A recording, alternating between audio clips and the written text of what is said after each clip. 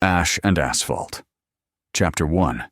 The sun hung low and wide like a dented coin over the interstate, throwing long blades of light across the hood. Asphalt unspooled ahead, a ribbon dry enough to crack. The painted lines nicked and ghosted where trucks had eaten them. Danny's hands were easy on the wheel, thumbs resting, index fingers tapping, time to a song that wasn't on. The air through the half-open window smelled like hot tires and hay. Harry thumbed a cigarette from the soft pack and tapped it twice on the dash. "You ever notice," he said, "Texas starts before you get to Texas? Sky gets bigger. Roads get lazier." Danny flicked a glance at him. "We're not in Texas yet, Dad." "Didn't say we were. I said she starts early." Danny drove with a soldier's posture but a local's patience, shoulders squared, eyes forward. The old Crown Vic hummed, all steel and stubborn parts, the sort of car that still forgave a bad owner. Harry struck the lighter and cupped the flame. Danny said without looking, "Window down more." Harry rolled it lower. The wind slapped the smoke back across his face and carried a blue thread out into the hard heat. "You know, Deidre used to hate this car," he said. "Because of the smell," Danny said. "Smell gave the car character. Smell kept girls from getting in, which maybe was your plan." Harry snorted. "Son, girls got in. Your old man had a good run." Mom would be thrilled to hear that. "Your mother," Harry said, and felt the words drag. "Had a better run than any of us." For a mile, they let the road do the talking.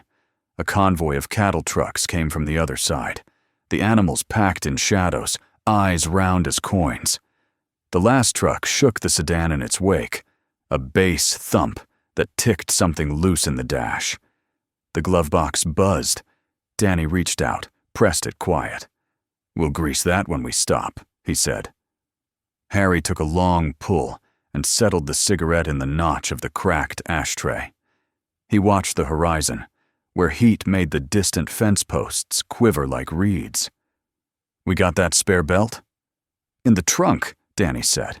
"And the coolant, and the water, and the jerky you swear is beef, and I swear is tire." "Man can't live on MREs," Harry said. "You loved those chili macs last time." "I ate them," Harry said. "That ain't love." Up ahead, a rusted billboard tried to sell them pecan pralines and fireworks. The paint had peeled into continents. Beyond it, a sunburnt field went flat to a copse of mesquite and scrub oak. A hawk held the air as if nailed there. "This is good country," Harry muttered. "You say that about any place with dirt." "Because dirt's honest. Dirt tells you what it is. The Army says, read the terrain. Steel mill says, don't stick your hand where it don't belong," Harry said. "Same lesson, meaner teacher." Danny smiled into the windshield. "You ever going to tell me the truth about the mill fire?" "I told you the truth. You told me you talked to it." Harry lifted the cigarette, watched ash fall and disappear through the draft. "I did. Fire listens if you're louder than it." Danny's eyes flicked to the rearview mirror. "Truck at R6, he said. "Let him by." "Already doing it." The pickup roared up, a sun-faded Silverado with a bed full of fence posts. It changed lanes without signaling and drifted past, the driver's forearm brown and ropey on the window. He tossed a peace sign without turning his head. Harry raised 2 fingers back. "See? Not in Texas yet. But we're borrowing the manners." Danny glanced at the odometer. "Hour and a half to the next big town. We'll fuel there." "I could use a coffee. You could use water." Harry coughed a smile and reached under the seat, came back with a bottle that had been cold sometime last week. He cracked it and took a swallow. "Happy?" "1 out of 2, Danny said. They passed a shuttered service station with its pumps wrapped in yellow tape like a crime scene. A faded sign read, "Eats," in letters that had once been convincing. Beyond it, A field of black cattle stood facing the same way, aligned as if a wind had tipped them all at once. Harry watched them go by, then the fences, then the shape of an old barn slouching into itself. "You sure about the base housing?" he asked. Danny adjusted the AC fan. "Positive, it's decent. 2 bedrooms. I don't need 2. You'll have space, somewhere to put your ugly recliner. That's a handsome recliner. It looks like it ate a nicer recliner." Harry grunted, but there was warmth tucked in it. He let his hand ride the breath of air from the vent, the skin along his knuckles thin as paper, mapped in old scars. Box cuts, mill burns, the long white seam where a bad clutch plate had kissed him when he was 23 and stupid. "Tell me again," he said, "why we didn't fly." "Because you said, 'I'm not getting in a tin can with wings unless St. Peter's at the gate with a martini.'" "Saints don't drink martinis," Harry said. "Yours does," Danny said. "Look," Harry said, pointing with the cigarette. Far off, a wind farm pushed its arms around the sky. "Those make you nervous?" "No," Danny said. "Feel like they're judging me, all that spinning. They're not looking at you." "I know," Harry said. "That's the part I hate." Danny laughed. It loosened something in the car. He reached up and flipped the visor mirror open, checked the clip-on sunglasses there, decided against them, snapped it back. "We'll be there by tomorrow night," he said. "That a promise or an order?" "A prediction." "I don't like predictions." "You like complaining about them," Danny said. "Someone has to keep you humble. Army does that fine." They rolled past a narrow bridge over a thread of river pretending to be more. Boys might have jumped from it once. A tire hung from a cottonwood like a leftover thought. On the far side, the highway curved and shouldered south, shrugging off a smaller road that wandered into scrub. A hand-painted sign, "Barbecue, 9 miles," with an arrow that had been repainted 3 times. "Hungry?" Danny asked. "For coffee." "We'll hit the next exit." Harry reached for the radio and turned the dial. Static, a preacher gulping the word in a voice like oil, then steel guitar from somewhere that wasn't in a hurry. Harry left it there. Danny's fingers tapped the wheel to the slow swing. A semi ahead changed lanes and revealed a dead coyote at the shoulder, ribs tight under hide like fingers clenched forever. Harry's eyes tracked it, and then the road took it. "You think she'd like Texas?" Danny asked, small, like the question stepped in by accident. "Your mother?" Harry said, rolling the idea and the name in the same breath. "She liked what had you in it." "Diplomatic," Danny said. "She'd talk about heat like it was a guest. Treat it nice. Put ice in its tea." Danny nodded. He let the hum settle again. The land fell away a little, the horizon deciding to step back and give them room. The sky grew larger in that way Harry had tried to name. Not a change of size, but of opinion.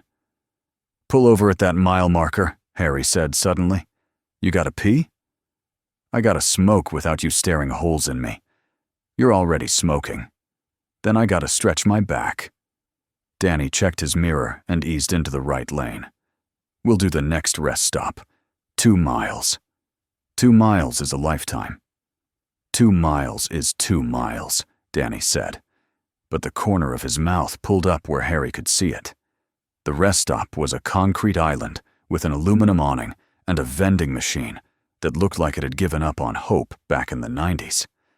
Danny parked under the shade, killed the engine, and the world outside the car leapt forward. Cicadas drilling, a truck's retarder whistling down, the crackle of hot metal tick-ticking under the hood. Harry got out slowly, knees objecting with a familiar argument.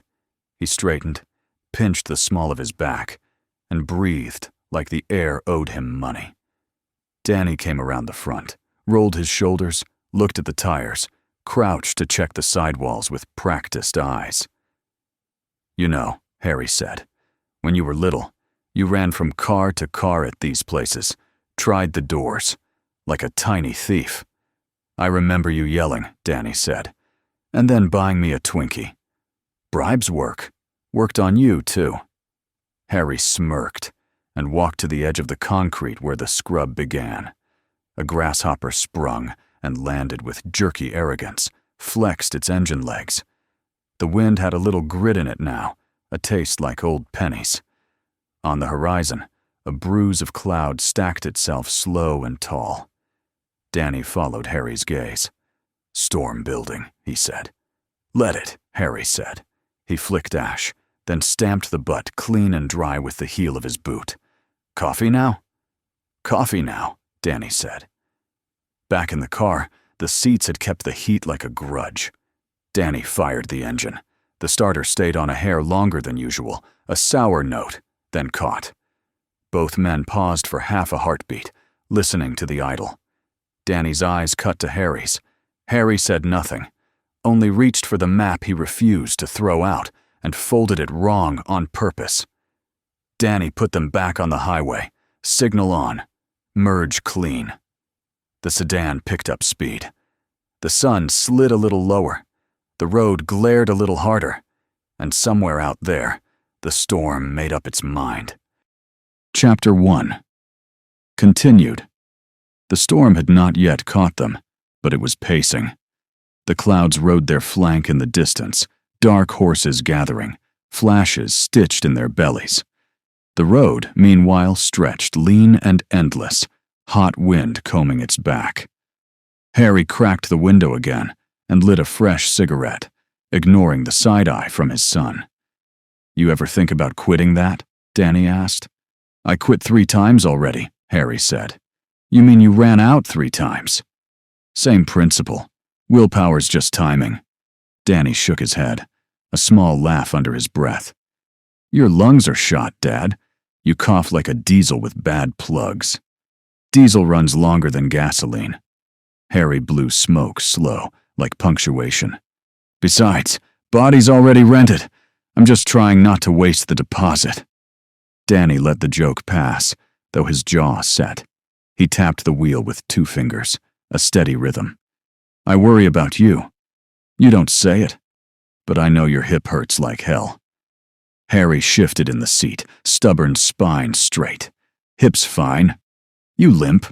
I swagger. You groan when you get out of bed. That's a war cry. Danny's grin broke through, reluctant but real. He kept his eyes forward, the lines of the road cutting clean beneath his gaze. You know, Danny said, Army runs physicals every year. They wouldn't let me carry half the weight you do. That's because your Army's too polite. The mill wasn't. Danny raised an eyebrow. You carried steel beams. You're 68. At some point, maybe it's okay to admit you're not bulletproof. Harry rolled the cigarette between his fingers, studying the glow. Admitting it don't stop the bullets. Neither does pretending. Harry let the words hang there, smoke filling the quiet. The sound of the tires on asphalt filled in the gaps like a long breath. Danny eased off the gas a notch, letting the car hum softer. His voice came quiet.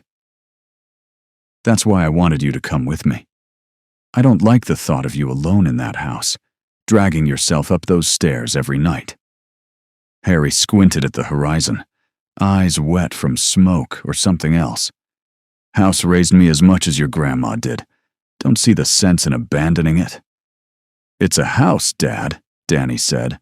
Not a shrine. Harry's mouth twitched. Easy for you. You left the minute you had a uniform. And I came back every time, Danny said, sharper now, then softened. And now I'm taking you with me. Because you're not bulletproof, no matter what you tell yourself. Harry leaned his head against the seat, watching the telephone poles march past like tired soldiers. Maybe, but I'll be damned if I go down easy. Danny glanced at him, a smile returning. I know, that's the problem. The car rolled on, storm closer now, clouds beginning to shoulder the sky.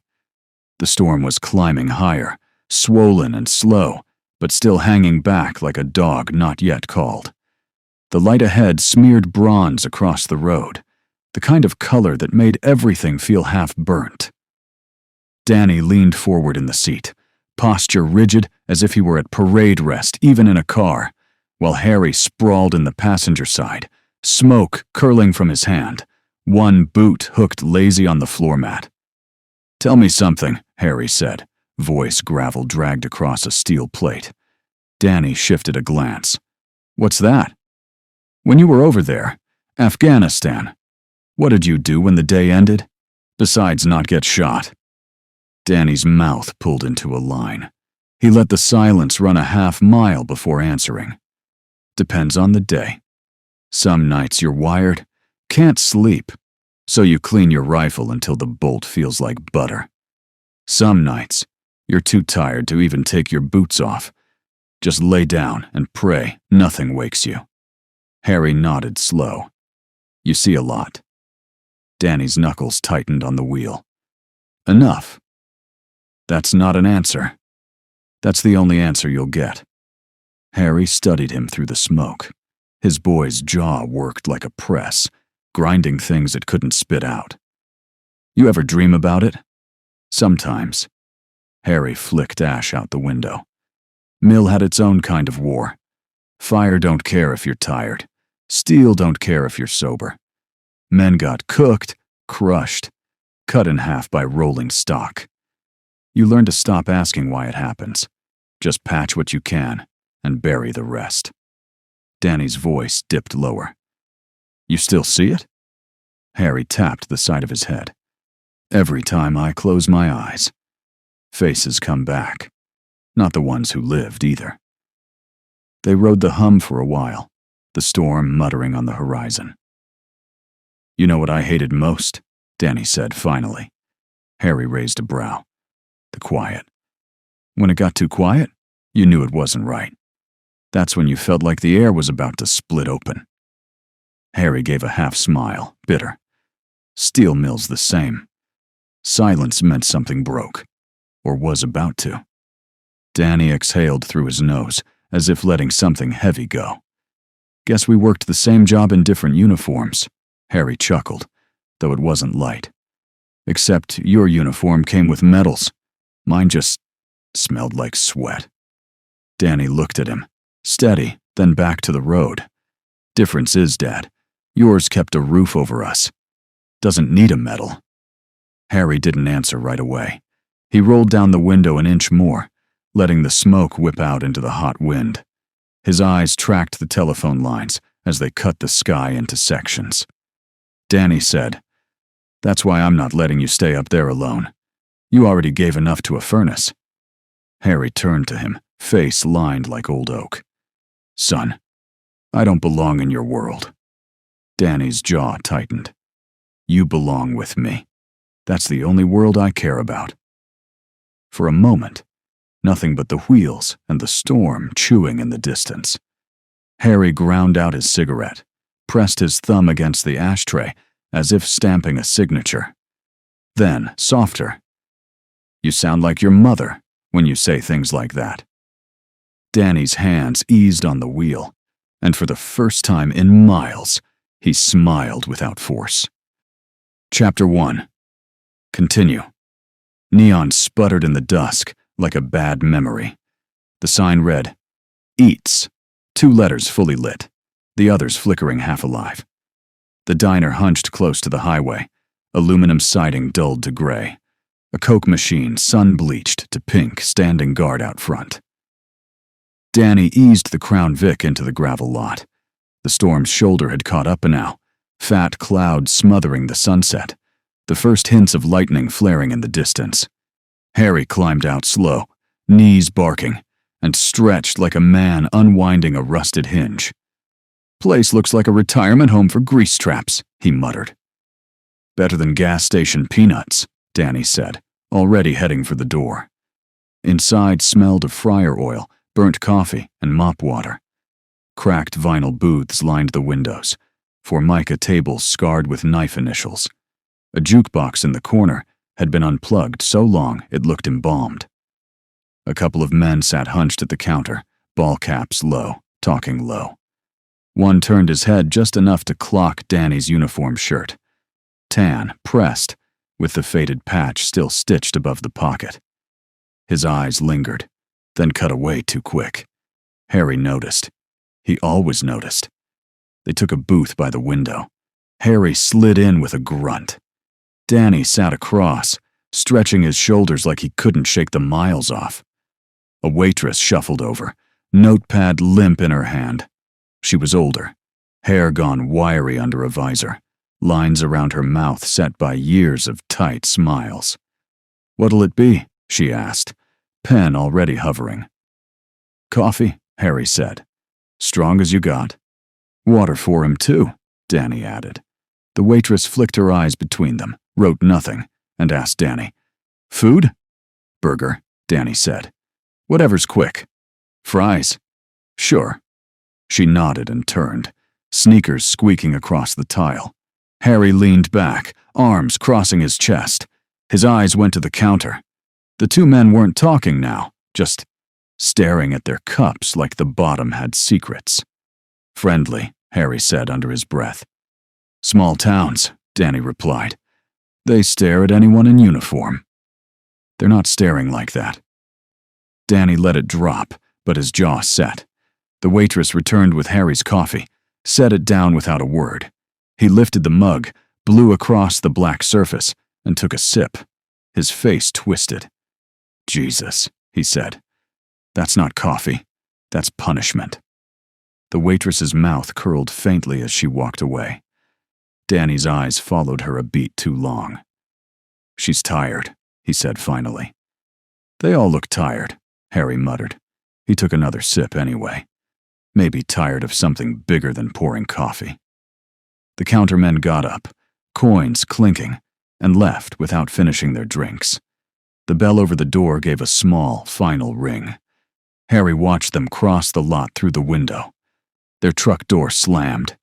Engine rumbled to life. The taillights bled red across the gravel as they rolled out slow, too slow, before picking up speed down the highway. "You catch that?" Harry asked. Danny raised an eyebrow. "Catch what?" "They weren't eating. They were watching." Danny leaned forward, forearms on the table. "Dad, not every glance is a conspiracy." Harry sipped again, eyes narrowed at the streak of lightning outside. "Some are." The burger came, limp bun, gray patty. Danny ate it anyway, quiet, chewing with a soldier's efficiency. Harry smoked another cigarette over his mug, blowing clouds against the window until the glass fogged faint. When they left, the waitress's eyes tracked them out. She didn't wave, didn't smile, just stood with her pad in her hand, pen tapping against it, like she was keeping a tally. The storm had drawn closer, grumbling now like it meant to have the last word. Harry slid into the car, bones heavy. "Something about this stretch doesn't sit right." Danny started the engine, eyes on the road ahead. "It's just a diner, Dad." Harry lit another cigarette. "Sure, just a diner." The Crown Vic rolled back onto the asphalt, taillights shrinking into the dark. The diner's glow vanished behind them, swallowed by the black stretch of highway. The only light left was the weak sweep of the Crown Vic's headlights and the storm's flashes that cracked open the sky in fits.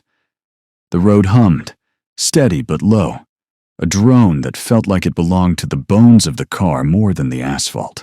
The wind carried dust, peppering the windshield in dry little ticks. Danny kept his hands firm on the wheel, knuckles pale in the dash light. Harry rolled his window down, flicked ash out into the dark, and squinted at the oncoming clouds. "That storm's chasing us," he muttered. "Storm doesn't care about us," Danny said. "Everything cares about us," Harry said.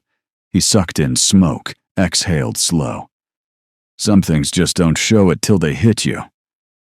Danny glanced sideways, caught the ember glow of his father's cigarette. "That's number 6 today." "You counting?" "Yeah." "Jesus, a man can't even die in peace without someone taking inventory."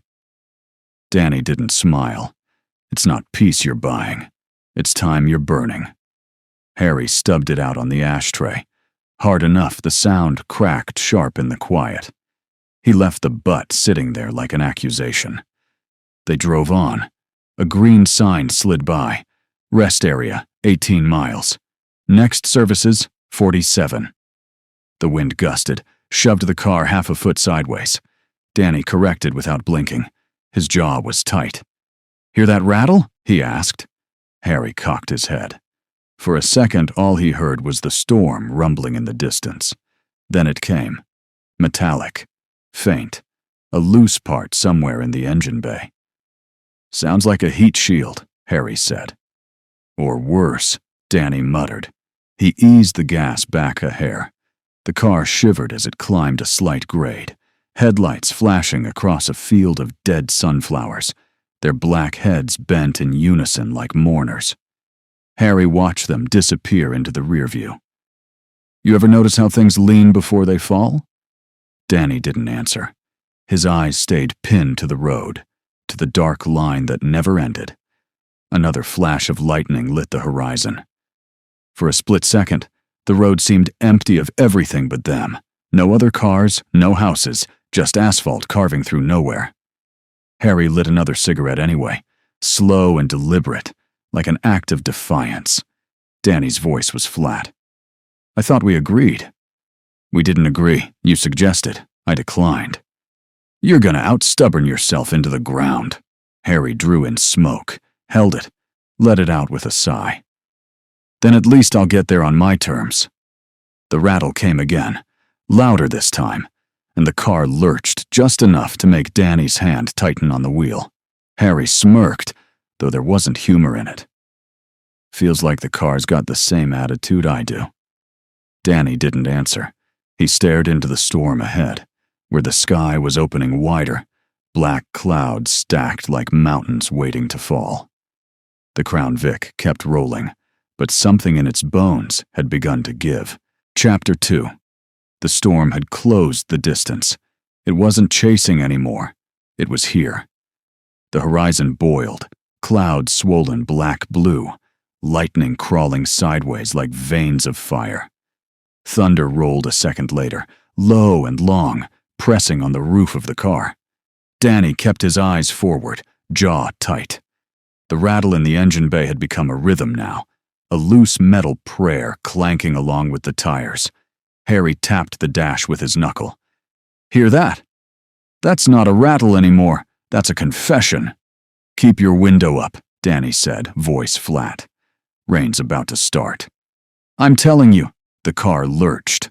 Not a little shimmy this time, but a hiccup that pulled both of them forward against their belts. Danny steadied the wheel, foot easing back on the gas. "Don't panic," he muttered. "Panic?" "I don't panic. I swear."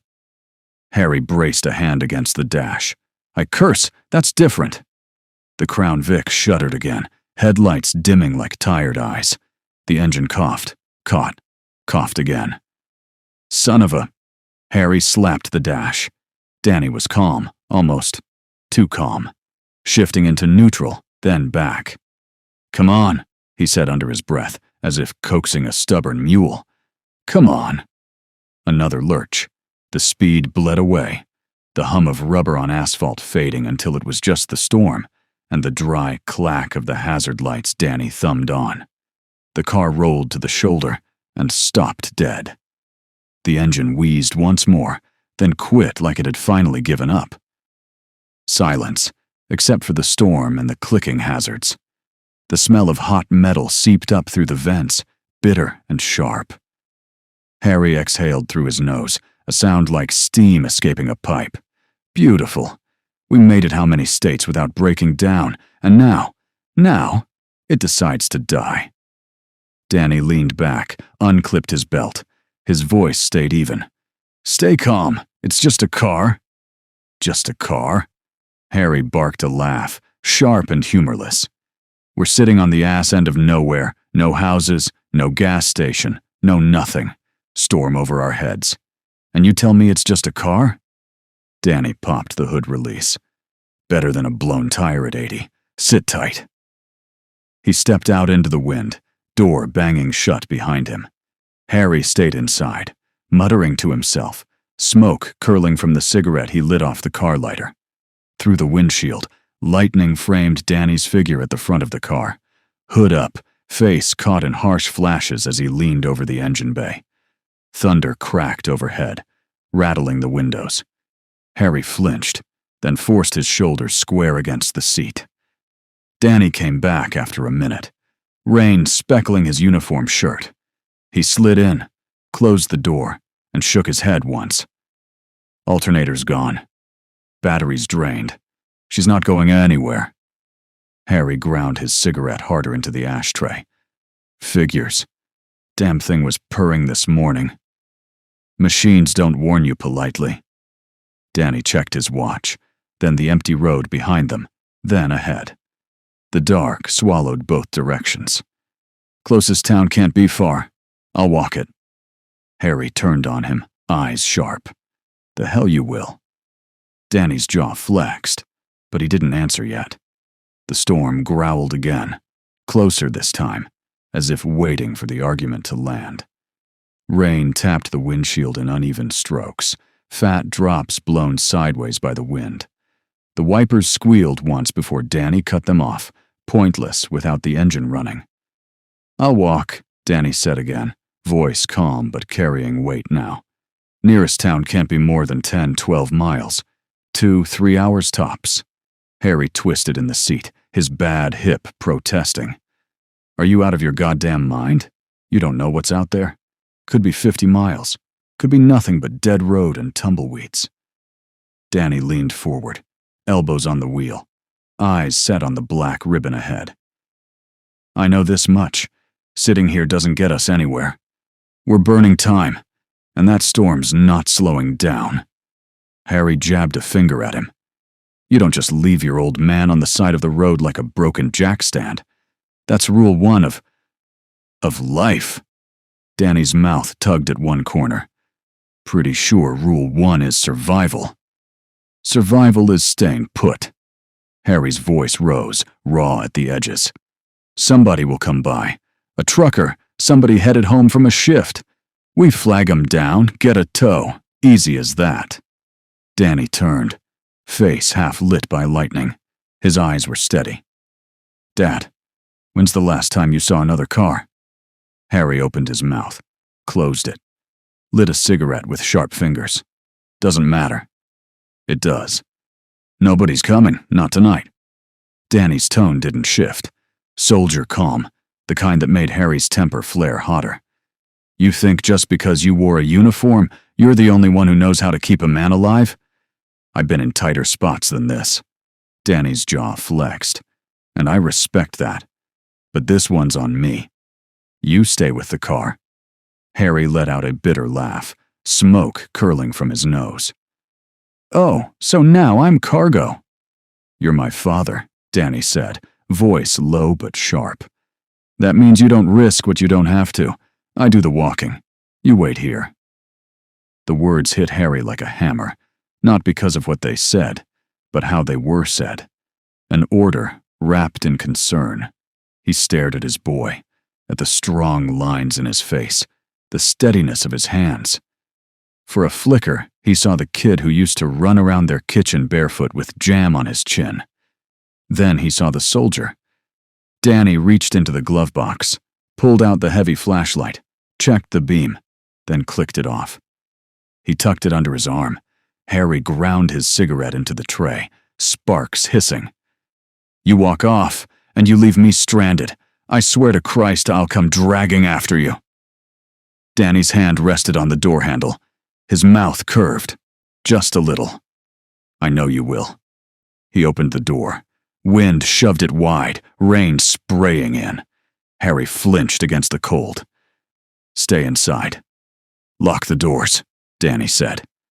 He stepped out, shoulders squared, flashlight in hand. I'll be back before you finish that pack. Then he slammed the door shut. The beam clicked on, white against the storm dark, and Danny's figure grew smaller with each step down the endless road. Harry watched until the light disappeared into the night. The storm grumbled overhead, steady and heavy, like it knew something Harry didn't. Chapter 2. Continued. The red tick of the hazard lights kept time against Harry's nerves. On, off, on, off. Each blink painted the empty road in blood before yanking it back into black. Harry sat in the driver's seat now, cigarette burning low between his fingers, his other hand on the wheel, like he could steer the car back to life if he just gripped hard enough. The smell of burnt tobacco and hot metal braided in the air. The storm wasn't dumping yet, but it pressed heavy on the roof, thunder rolling like barrels across a warehouse floor. Wind shoved at the frame, whistled thin through the seams. Harry checked his watch. The glow read 9:42. Danny had left at 8. 2 miles, my ass, Harry muttered. He dragged from the cigarette, coughed hard, spat into the ashtray.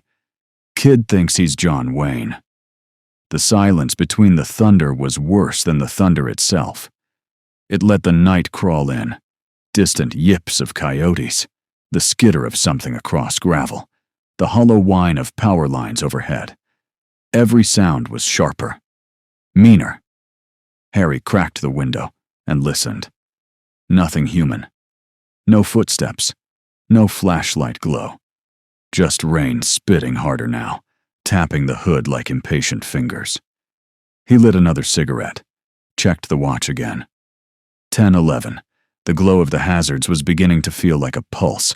The car's or his own, he wasn't sure.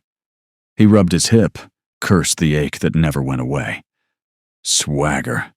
My ass, he muttered to himself. He tried the radio, more to hear a voice than anything else. Static screamed back at him, broken only by a preacher's garbled shout before fading again. Harry smacked the dial off, checked the watch. 10:37. His throat was dry. He reached under the seat for the bottle of water, twisted the cap, and drank deep.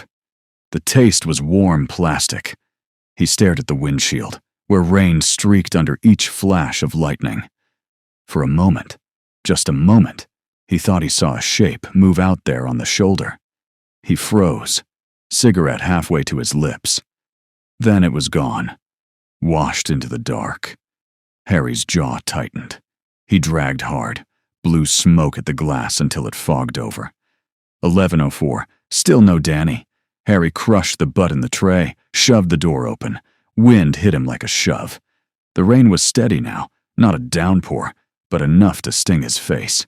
He stood with one hand on the roof, staring down the road where Danny's flashlight had vanished hours ago. Son of a bitch, he muttered.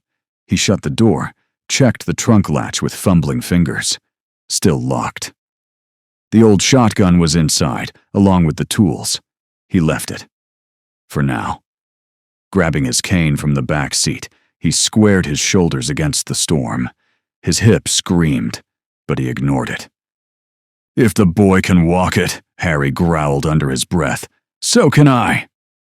He pulled the collar of his jacket high and started down the blacktop, each step a fight against wind and age. The road swallowed him whole. The asphalt glistened under the storm, a black mirror split by the faint yellow dashes. Rain ticked on his jacket. Steady. Cold. The kind that got into bones. Harry's cane clicked with every step, metal tip striking the road in rhythm with his breath. Left foot. Cane. Right foot. Drag. Hip screaming all the while. The storm didn't care. Swagger, he muttered between breaths. Still got swagger. Lightning ripped the sky wide, bleaching the world white for half a heartbeat. Barbed wire fences leapt out of the dark, endless rows that held nothing but scrub and shadow. Thunder followed, rolling low and mean, rattling through his ribs. He stopped once, turned, looked back. The car was already gone behind the curtain of rain and dark. Only the memory of its blinking hazards remained, red ghosts on the road. He pressed on. The night had a voice, wind whistling through the fence posts, coyotes yipping far off, frogs muttering in ditches. Every sound sharpened, as if the dark was leaning in, listening. Harry kept his hand close to his pocket knife, thumb brushing the ridges in the handle. His hip buckled once. He caught himself on the cane, teeth bared. "Not tonight, you bastard!" he hissed, dragging his leg forward, planting it firm again. Minutes folded into miles, or maybe the other way around. The road was endless. No headlights behind, no headlights ahead. Just the storm and his own breathing. He thought of Danny's flashlight, the sharp white beam cutting into the dark. There was no sign of it. Not a glimmer, not a dropped battery, nothing. Harry spat into the rain, jaw tight. "If you're screwing with me, boy, I'll tan your ass myself." But there was no answer, only the storm. Lightning flashed again, closer this time. For a split second, the road ahead lit up, and Harry swore he saw a figure, far up the shoulder, broad-shouldered, still. "Danny?" he shouted, voice ripped raw by the wind. No reply. When the darkness fell back in, the shoulder was empty. Harry stood there, chest heaving, cane pressed into the asphalt. "Goddamn storm," he muttered. He forced himself onward, one step, then another, the ache in his hip biting deeper. The smell of wet earth rose thick, mixed with the sour tang of creosote from the fence posts. Every few yards he checked the ground, scanning for footprints, scuffs, any sign his boy had walked this way. There was nothing. The rain had washed it all clean. He stopped again, leaned heavy on the cane, rubbed his leg. The silence between thunder stretched long, too long, until his own breath felt too loud in his ears. "Danny," he called again, softer now. Only the wind answered. Harry gritted his teeth, shoved the cane down, and kept walking. Ahead, faint and far, a glow broke the dark. Not lightning, something steadier, artificial. Lights. A town, his jaw set hard. "Knew it," he growled, forcing his legs to move faster. "Knew you walked this way." And if the boy had, why hadn't he come back? Harry didn't let the thought finish. He just walked, cane striking sparks in his bones, storm muttering over his shoulder. The glow ahead grew brighter. The glow thickened as he closed in, bleeding against the low clouds, sodium lamps, not lightning. The kind of light small towns spill carelessly, orange and tired. Harry's cane clicked faster now, his pace rough and uneven. His hip felt like a nail driven straight through the joint, but he pushed it, sweat slicking his collar despite the rain. He kept looking down, scouring the shoulder. Danny should have left something. Prints, a dropped wrapper, anything. But the mud was smooth, washed clean by the storm. "Goddamn ghost walk," Harry muttered. He spat hard, kept moving. The town's outline rose from the dark, a scatter of rooftops, the stiff arm of a grain silo, the dull box of a gas station sign humming to life with each flicker. A row of street lamps lined the main drag, most of them crooked, some dead, casting shadows with too many angles. Harry stopped at the edge of the glow. The air here smelled different. Stale grease, dust baked into brick, something metallic underneath. He braced on his cane, scanning the street. It was quiet. Too quiet for a place that had lights on. A diner sat on the corner, blinds half drawn, neon open, buzzing faintly. A gas station further down glowed pale, its pumps standing like soldiers at attention. Across the way, a narrow bar exhaled yellow light from a slit of a doorway. But no people. Not a single soul on the sidewalks. Harry's eyes narrowed. Danny should have made it here. No way he'd pass through and not stop. No way he wouldn't come back for his old man. He shifted his grip on the cane, jaw working. "All right, boy," he muttered under his breath, the words ground low. "If you're here, I'll find you. If you're not, someone's lying." The town waited in silence, lit and empty, like a stage before the curtain lifts. Harry stepped forward, The storm broke behind him, sheets of rain sweeping the road he'd just walked, erasing every trace. Chapter 3. The storm thinned to drizzle as Harry crossed into the glow of town. His boots left dark prints on the sidewalk, cane ticking against the concrete with every step. The rain-slick street stretched ahead, lit by crooked lamps that hummed faint, sickly yellow. The place was too quiet. No dogs barking, no doors slamming, no kids running through puddles. Just the sound of water dripping off awnings and the dull buzz of failing neon. He paused in front of a bar. A slit of light cut across the wet pavement from the cracked door, but no sound leaked out. Not a laugh, not a glass clink, not even a jukebox hum. Harry lingered, waiting for the noise that should come. None did. His eyes tracked upward. Curtains in the windows above twitched shut quick, like someone had been peeking and didn't want to be caught. Yeah, Harry muttered under his breath. Whole town's got manners all of a sudden. He pushed on, hip aching, cane knocking harder with each uneven step. Storefronts lined the street. Hardware shop, pawn, a beauty salon with faded posters curling behind glass. All closed, all dark. The only places alive were the gas station at the far end and the diner in the middle, its neon open, flickering like it wasn't sure. Harry stopped at the diner window. Inside, booths sat half-filled with shapes. Men in work shirts, a woman stirring coffee slow, a kid slouched over fries. The light inside was dull, the kind that made faces blur at the edges. He adjusted his jacket collar, rubbed the ache in his hip, and pulled the door open. A bell above it gave a tired ring. Warmth hit him first, then the smell. Grease, burnt toast, coffee boiled too long. Conversation didn't stop. It simply wasn't there to begin with. Every head lifted instead. Eyes found him, weighed him, then slid away in practiced rhythm. Harry stood just inside the door, rain dripping from his jacket onto the floor. He looked at each of them in turn. Slow, steady. The way a man looks when he's not about to apologize for taking up space. Then he moved toward a booth near the counter, cane ticking against the tile. The waitress came over with a smile stretched too wide, too ready, her notepad limp in her hand.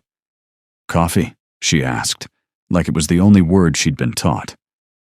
Harry dropped into the booth with a grunt, leaning his cane against the seat.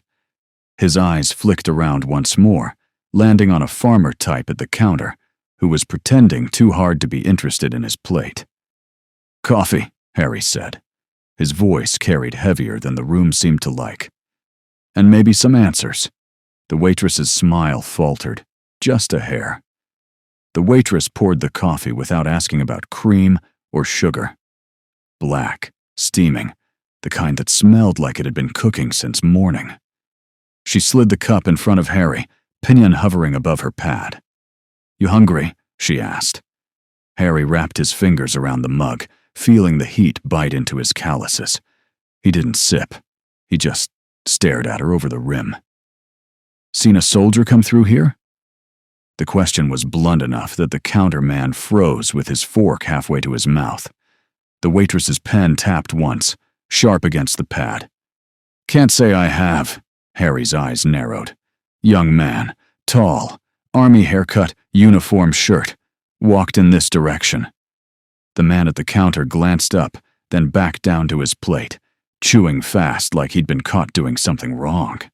The waitress's smile stayed plastered on, but her eyes twitched to the left before snapping back. "Sorry, mister. Nobody like that here tonight." Harry leaned back, letting the silence stretch. He stirred the coffee with one thick finger on the handle, but didn't drink. "Funny thing," he said finally, "because he left me with the car, headed this way. Hours back. Should have hit this town before I lit my next smoke." The farmer at the counter swallowed hard. His Adam's apple bobbed, too visible. Harry turned his gaze on him. You seen him?" The man's shoulders hunched. He shook his head, fork clinking against the plate. Ain't seen nobody. Too fast, too rehearsed.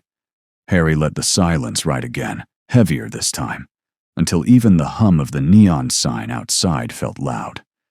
He lifted the mug finally, took a slow sip, grimaced at the bitterness. Sure is a quiet town, he said. His eyes scanned the booths, faces turning down, eyes dodging. Quiet towns usually know who's walking through them. No one answered. The waitress shifted her weight, pen tapping again against the pad, quicker this time. Can I get you anything else? Harry set the mug down, steady. His jaw ticked once. Yeah, he said. The truth. The counterman's fork slipped, clattering against porcelain. The farmer at the counter bent quick to snatch his fork, but Harry already had him pinned with his stare. Funny thing about lying, Harry said, his voice low, steady as a hammer lifting before a swing. Most folks don't practice enough. Shows in the eyes, shows in the hands. The farmer muttered, Ain't lying, without looking up. His hands trembled, knuckles tight around the fork. Harry leaned forward in his booth, cane angled across his lap. Boy, I'm looking for. Name's Danny. Army. 6 foot. Broad shoulders. You'd remember him. The waitress snapped before the man could answer. Sir, nobody's come through here tonight. Nobody. Harry turned his eyes on her. The smile she'd worn earlier had thinned, stretched tight like fabric about to tear. Then why, Harry said slow, did he not make it here? Because he left me hours ago, headed down this one road. And the only thing on this road is this town. The diner was still. The fry cook in the back clattered a spatula, too loud in the silence, then froze like he regretted it. The farmer at the counter cleared his throat. Could have gone another way, he said, voice thin. Back roads crisscross all over. Might have turned off. Harry's eyes narrowed. He's not the turning off type. The farmer glanced toward the waitress, just a flick, but it was enough. Her eyes cut at him sharp, a warning flash. His mouth snapped shut. Harry saw it, logged it, let it simmer behind his teeth.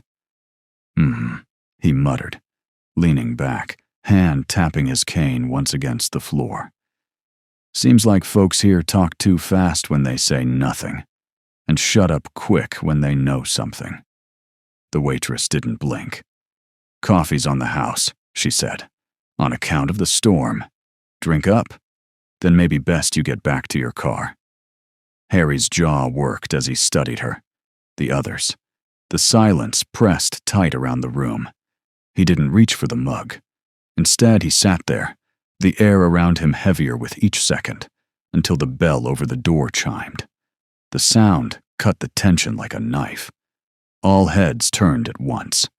A new voice filled the room, smooth and warm as molasses. Evening, folks. Chapter 3. Continued. The door shut soft behind him, rain pattering against his hat brim. Sheriff Clayton Reddick stood there like he owned the air. Mid-50s, heavy around the middle but not soft, more like a man who'd settled into his authority. Tan uniform shirt, badge polished bright, revolver holstered low. His smile was easy, the kind men trusted before they knew better. Well now, Reddick said, brushing water from his shoulders. Ain't the night for a walk. Storm's rough enough to knock the tail off a coyote. The waitress gave him a quick nod, relief flickering across her face. The farmer at the counter bent low over his plate, as if the sheriff's presence made him smaller. Harry stayed where he was, cane across his lap, eyes steady on the man. Reddick noticed. His smile grew. Don't believe I've seen you in town before, friend. Harry's voice carried, blunt and sharp. Don't believe you've seen my son either. But he should have walked through here hours ago. The sheriff chuckled, not insulted, not rattled. Son, you say? He stepped further in, hand resting casual on the back of a booth. What's his name? Danny Briggs. Army. Hmm. Reddick nodded slow, like he was tasting the syllables. Well, I surely would have noticed a uniform passing through my streets. Ain't had that sight in a while. Harry's jaw ticked. So you didn't see him? No, sir. Haven't. Harry let the silence grind. His eyes tracked the sheriff's every move, from the easy placement of his boots to the way his hand lingered near his belt, close enough to the revolver, but not touching it. A man practiced in being at ease. The sheriff slid into the seat across from Harry without asking. The vinyl squeaked under his weight. He leaned forward, elbows on the table, smile soft as butter. Storm's a mean one. Lot of roads out there. Plenty of places a fella could wander. Harry's cane tapped once against the tile. My boy doesn't wander. Reddick's eyes didn't change, but the smile deepened. World's bigger than any of us. Sometimes she swallows a man up, even one who thinks he's got it all figured.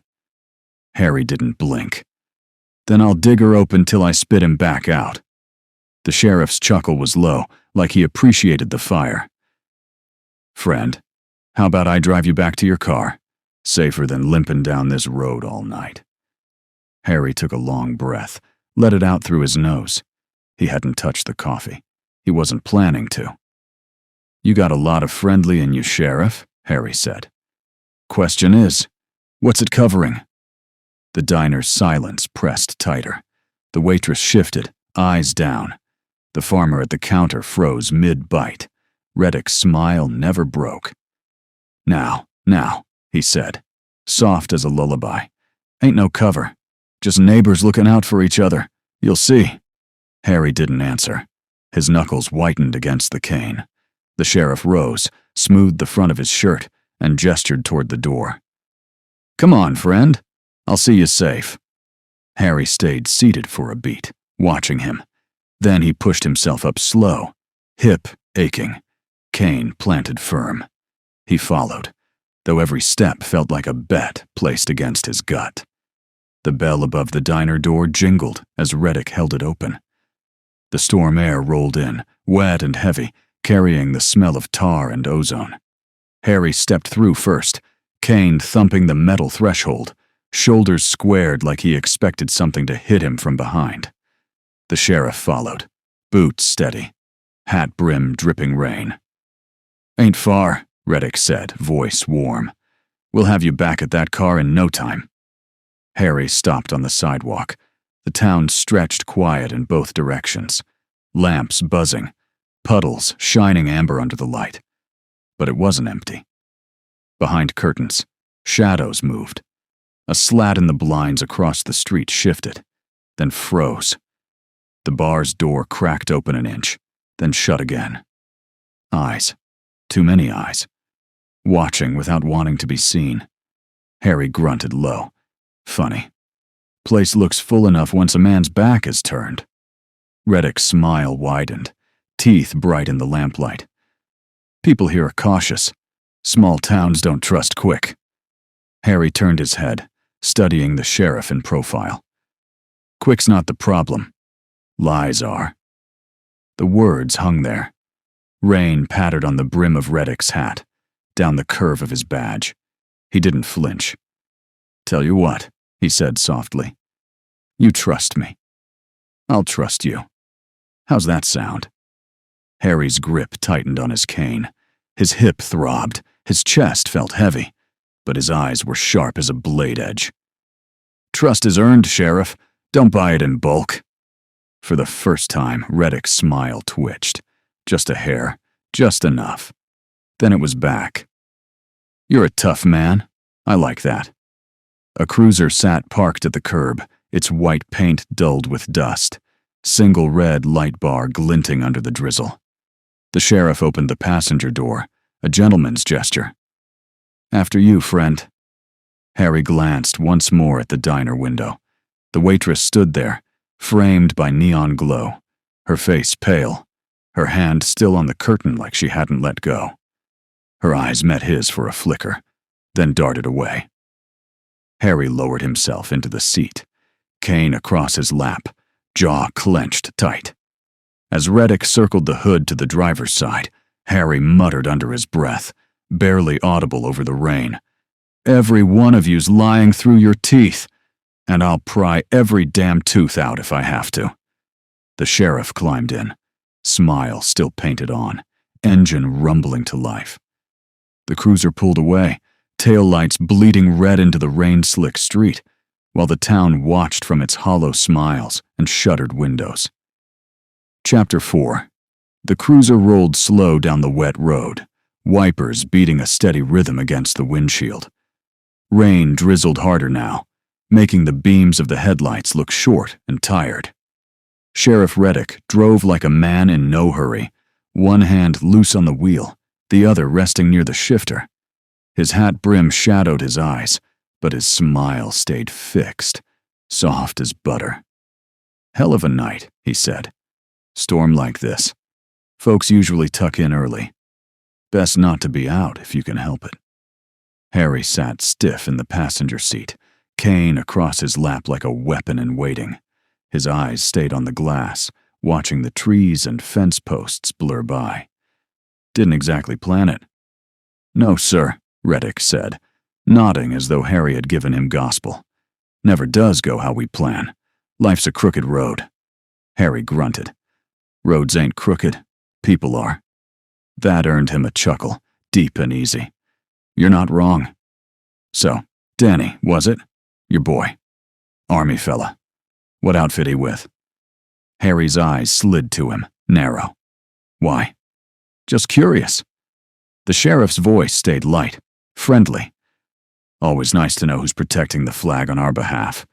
Can't be too many sergeants stationed out this way. Place don't draw much army traffic." Harry looked back at the rain streaking the glass. "He's serving. That's all you need to know." The smile didn't falter. "Fair enough. And you, sir? You moving with him, or just passing through?" Harry shifted in the seat, hip groaning. "Passing through till I'm planted." The sheriff's eyes flicked sideways, sharp for half a second before softening again. "Texas'll take you in fine. We got room for tough men with tougher stories." Harry's grip on the cane tightened. "Don't need your welcome. Just need my boy." The wipers swiped. Thunder rumbled. The cruiser's engine hummed steady, but Harry noticed something. The sheriff never checked the rear view, not once. His eyes stayed forward, jaw easy, smile planted, but the mirror above them might as well have not existed. Harry sat with that thought, chewing it like gristle. Reddick broke the silence again, soft as ever. "You know, roads split out here. A man walking alone could have gone a dozen directions. Caught a ride, maybe. Folks pass through all the time." Harry's voice was low. "Danny doesn't catch rides. He keeps his word." Reddick tapped the wheel with 2 fingers, like a man keeping time to music only he heard. "Maybe so. Maybe so." The rain thickened, hissing on the glass. Harry's gut pulled tight. Every word the sheriff spoke feeling less like comfort and more like a story rehearsed too many times. He didn't say it aloud, but his thoughts were sharp and steady. This man's smiling over a hole he doesn't want me to see. The wipers clapped again, slow and tired. The cruiser drifted through the dark like it wasn't in a rush to be anywhere. Reddick shifted in his seat, keeping one hand on the wheel, one arm hooked casual against the window ledge. His voice came smooth, unhurried, but with teeth tucked behind the honey. "Your son," he said, almost lazily. "You said Army. Been in long?" Harry didn't turn his head. "Long enough. 2 tours? 3? Harry rolled the cane across his lap, thumb tapping the handle. "Not sure that's your business," the sheriff chuckled. "Can't fault me for being curious. Boy must have seen some things, huh? Overseas. Men come back changed." Harry shot him a glance, sharp as a blade tip. "He came back standing. That's all that matters." Reddick smiled wider, as if enjoying the resistance. "And now he's headed south. New post, I reckon. Somewhere around here."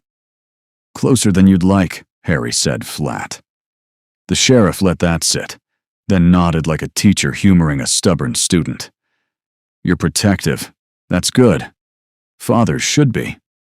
Protective's just another word for paying attention. Reddick's eyes flicked toward him, measuring, then back to the road. And you're moving with him? Leaving Ohio behind? Harry shifted, his hip groaning. He kept his voice steady. World's too empty now. He doesn't want me rattling around a house by myself. So here I am. The sheriff's tongue clicked against his teeth. That's family. Right there. He paused, let the rain fill the gap. But family's fragile. Can go missing faster than you'd think. Harry turned his full gaze on him this time. The car felt smaller for it. That's supposed to mean something. Reddick's smile didn't waver, but his voice grew a shade softer. Means roads out here can play tricks. Means men vanish, and folks spend years scratching their heads over how. Harry's fingers clenched around the cane until the wood creaked. He didn't blink. Not my son. The sheriff's grin returned to full wattage, as though he hadn't said anything worth noting. Well, let's hope not, friend. Let's hope not. The cruiser hummed on through the rain, but the air between them was heavy as wet iron. The cruiser rolled past a sagging billboard for a motel, its letters washed out by years of storms. A vacancy sign flickered in the distance, humming weak through the rain. Reddick eased his foot on the gas, not slowing, just letting Harry see it. You know, he said, tone low and friendly. There's a room back at the Pinewood. Nothing fancy, but dry sheets, hot coffee in the morning. Beats sittin' in a dead car till sunrise. Harry's eyes narrowed. I'll manage. The sheriff kept his smile, but shifted in his seat, glancing through the rain-streaked windshield. Storm's only getting worse. Car's dead weight out there. Best you bed down in town. Let me send a tow first light. Don't need your tow. Course you don't. Just trying to help. Reddick's hand drummed the wheel, casual. Your boy probably caught himself a ride. Fella in uniform don't wait long with his thumb out. Somebody picked him up, I'd wager. Harry's jaw tightened. He wouldn't leave me sitting in the dark. Maybe not by choice, but men do what they gotta when night sets in. The sheriff's smile was steady, but his voice slipped, quiet and flat. You'd be surprised how quick a man disappears out here. The words hung like smoke in the cab. The rain on the windshield sounded louder. Harry turned slow. Cane gripped tight across his knees. His voice came rough, steady, each word dropped like weight. You keep saying that, Sheriff, like you want me to believe it. Reddick chuckled, warm again, like the last line hadn't been spoken. I want you safe, friend. That's all. Town looks after its own. We could do the same for you. Harry stared straight ahead, face carved from stone. I ain't yours. The sheriff's smile froze just a beat too long before returning. Suit yourself. The cruiser kept humming through the storm, the empty road stretching ahead. The Pinewood sign disappeared in the rear view, flickering itself into the dark. Harry didn't look back. Chapter 4. Continued the Crown. Vic sat where Harry had left it, Hazard still pulsing red against the storm dark. The rain had let up some, more spit than pour, but the asphalt still gleamed slick as glass. Reddick pulled the cruiser up behind, headlights throwing long shadows across the ditch. He killed the engine, but left the lights burning. Here we are, he said, voice bright, like he'd just delivered a package. Harry opened the door slow, leaning hard on his cane as he climbed out. His hip ached from the ride, stiff and grinding. He planted his feet, rain dripping from the brim of his jacket, and watched as the sheriff popped his own door and stepped out. Reddick had a flashlight in hand, beam slicing across the Crown Visk. He bent low, squatted by the front bumper, tapped it with his knuckles, like a man testing fruit at a market. "Looks like you had her a long time," he said, circling around. "Long enough," Harry answered. "Old machines. They quit without much warning. One day they're running, next, they're ghosts." Harry grunted, eyes never leaving him. The sheriff's beam slid along the side panels, then lingered at the rear. He paused at the trunk, fingers brushing the metal lip like he was thinking of opening it. Harry's voice cut through the drizzle. "Don't touch that." Reddick straightened, grin widening. "Just checking the seams. You keep her clean back here." "Trunk's mine," Harry said, firm. "Nothing back there needs your light." The sheriff let the moment stretch, beam still hovering at the latch, before he finally swung it away. He nodded like Harry had passed some quiet test. "Well," Reddick said, tucking the flashlight under his arm, "she won't be going anywhere tonight. I'll send a tow first thing." Harry leaned on his cane, jaw tight. "Don't bother." "Ah, come on now. Let us give you a hand." Harry's stare didn't break. "Said don't bother." The rain ticked in the silence that followed. Finally, Reddick chuckled low, a sound that felt too rehearsed. "Suit yourself, friend. Suit yourself." He turned, walked back to the cruiser, boots squelching in the wet gravel. The engine coughed alive, lights flaring. Reddick leaned out his window, hat brim shadowing his eyes. "Storm'll be meaner come morning," he said. "Best find shelter before then. Town's doors are open." Harry didn't answer. The cruiser pulled away, tires hissing on wet road, tail lights shrinking into the black. Harry stood alone beside the Crown Vic, cane steady, eyes locked on the road where the sheriff had vanished. The night closed in as the cruiser's taillights bled away into nothing. The only sound left was the rain ticking on metal and the tired blink of the hazard lights, red and steady as a heartbeat. Harry stood with his hand on the Crown Vic's hood, leaning into the steel, hip burning, breath fogging in the damp air. His eyes fixed on the dark road ahead, the way to town. "Bastards are lying," he muttered. "Every damn one of them."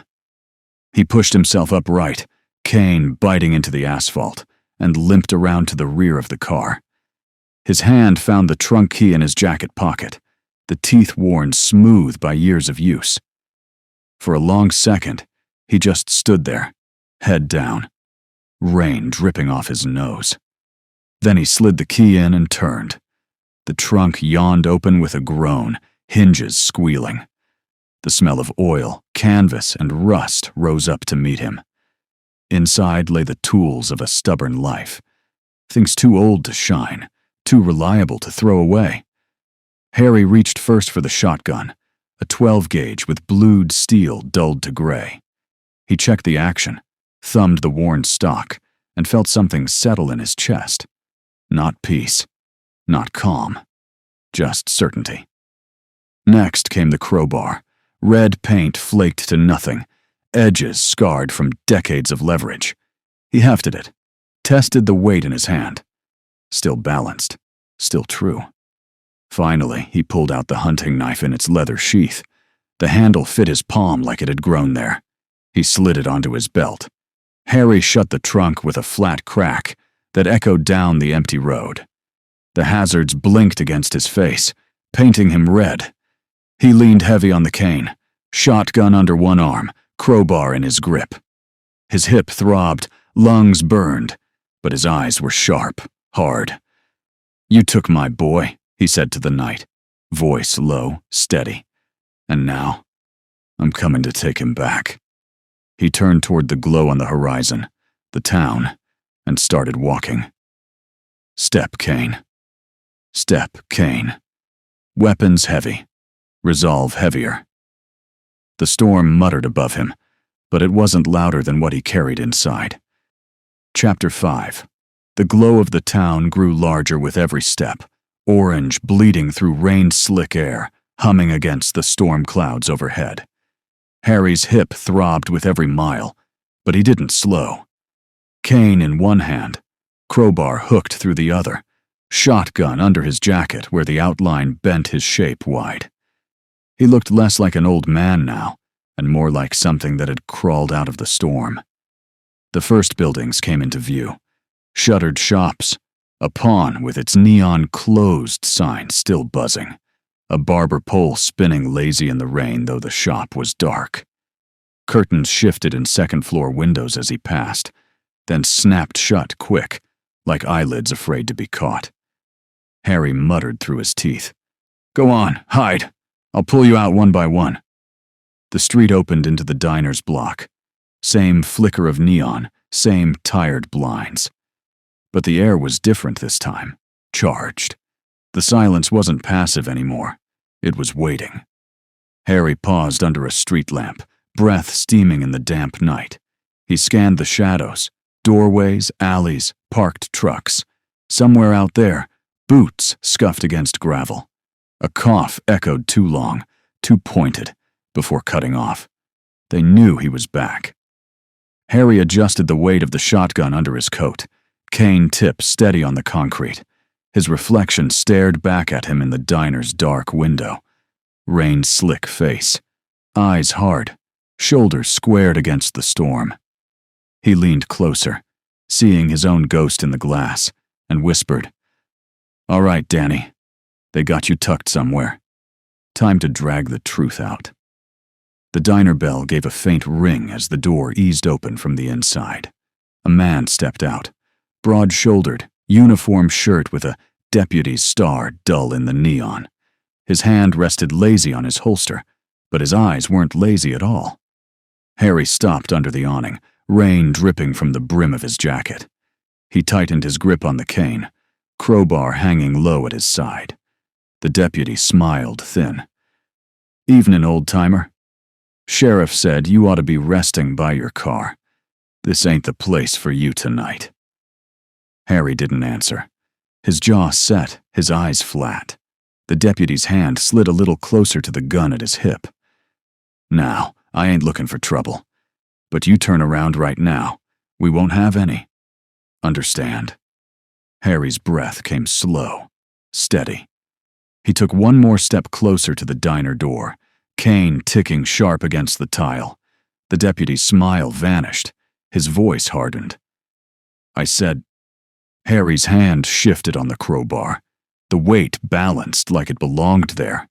His voice dropped, low and cold. "Where's my son?" Rain ticked off the diner's awning, running down the deputy's hat brim in silver streams. His hand hovered near the holster now, thumb grazing the snap, but not popping it. His jaw was tight, eyes sharper than his tone. "I'll say it once more, old man," he said, voice cutting through the hiss of rain. "Turn your ass around and get back to your car. You don't belong here tonight." Harry's cane pressed firm against the tile. The crowbar swung loose in his other hand, heavy and casual, like he was deciding where to set it down. His voice came steady, stripped of anything soft. "My boy came through this town. You saw him." The deputy's mouth twitched. No soldier came by. Harry's eyes narrowed, searching the man's face. A tick in the jaw, a glance too quick toward the diner window where a curtain shifted. "Lying through your teeth," Harry said. The deputy's patience snapped. His hand went for the gun. Harry was already moving. The cane jabbed forward, cracking hard against the man's wrist. The revolver clattered onto the wet tile. The deputy cursed, stumbling back, but Harry didn't give him the space. The crowbar came up in a fast, brutal arc. Metal met bone with a sick thud against the side of the deputy's knee. He howled, collapsing sideways, clutching his leg. Harry leaned down, face close, rain dripping off his brow into the man's eyes. "Where's my son?" The deputy spat, half rage, half pain. "I told you." Harry drove the crowbar into his gut, not sharp, but hard. A blunt piston that knocked the breath from him.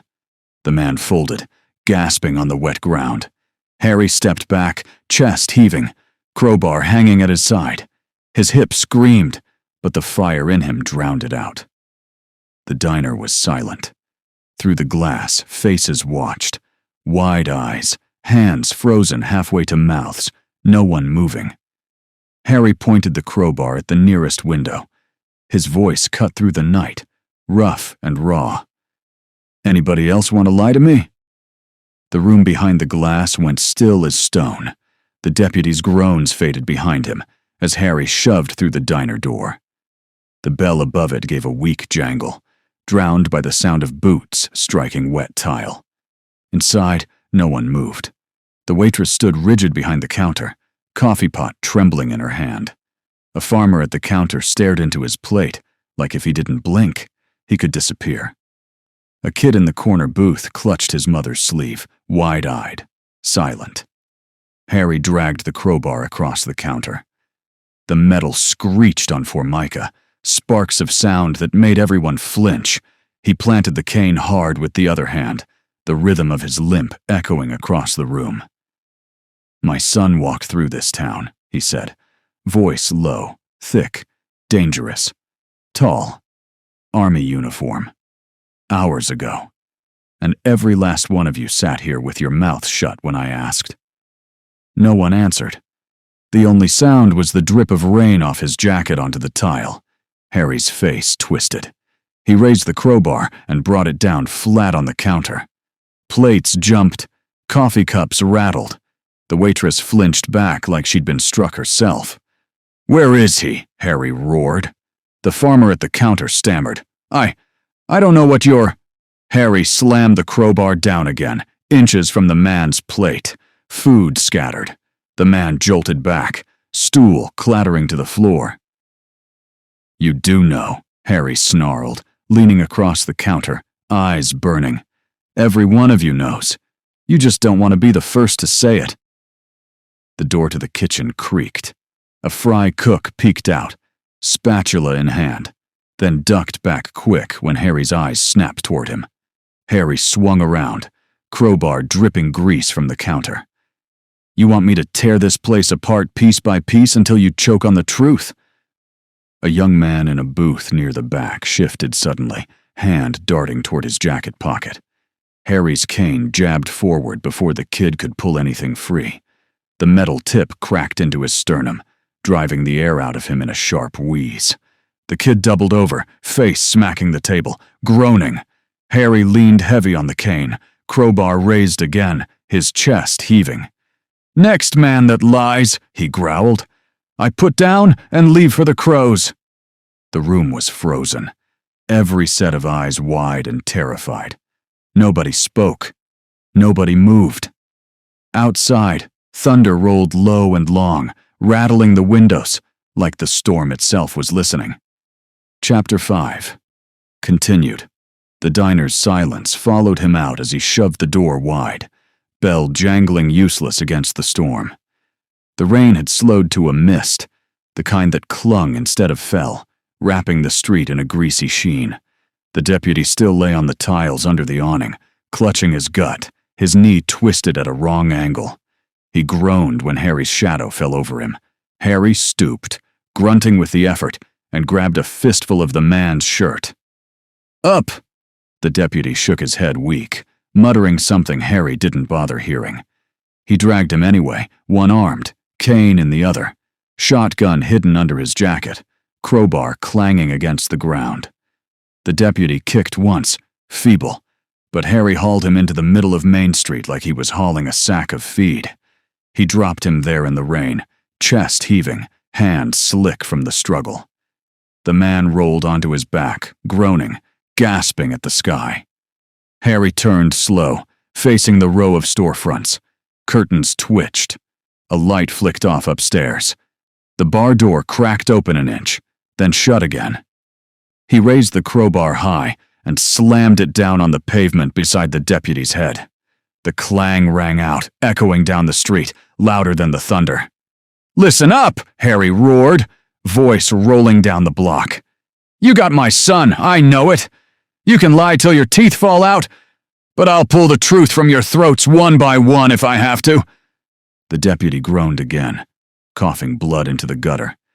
Harry pointed the crowbar at the windows, the roofs, the shadows. His voice dropped, heavy and cold. "Bring him back to me, or I'll tear this whole goddamn town apart." A door slammed shut across the street. Another light blinked out. The town folded inward, retreating into itself, like a turtle pulling into its shell.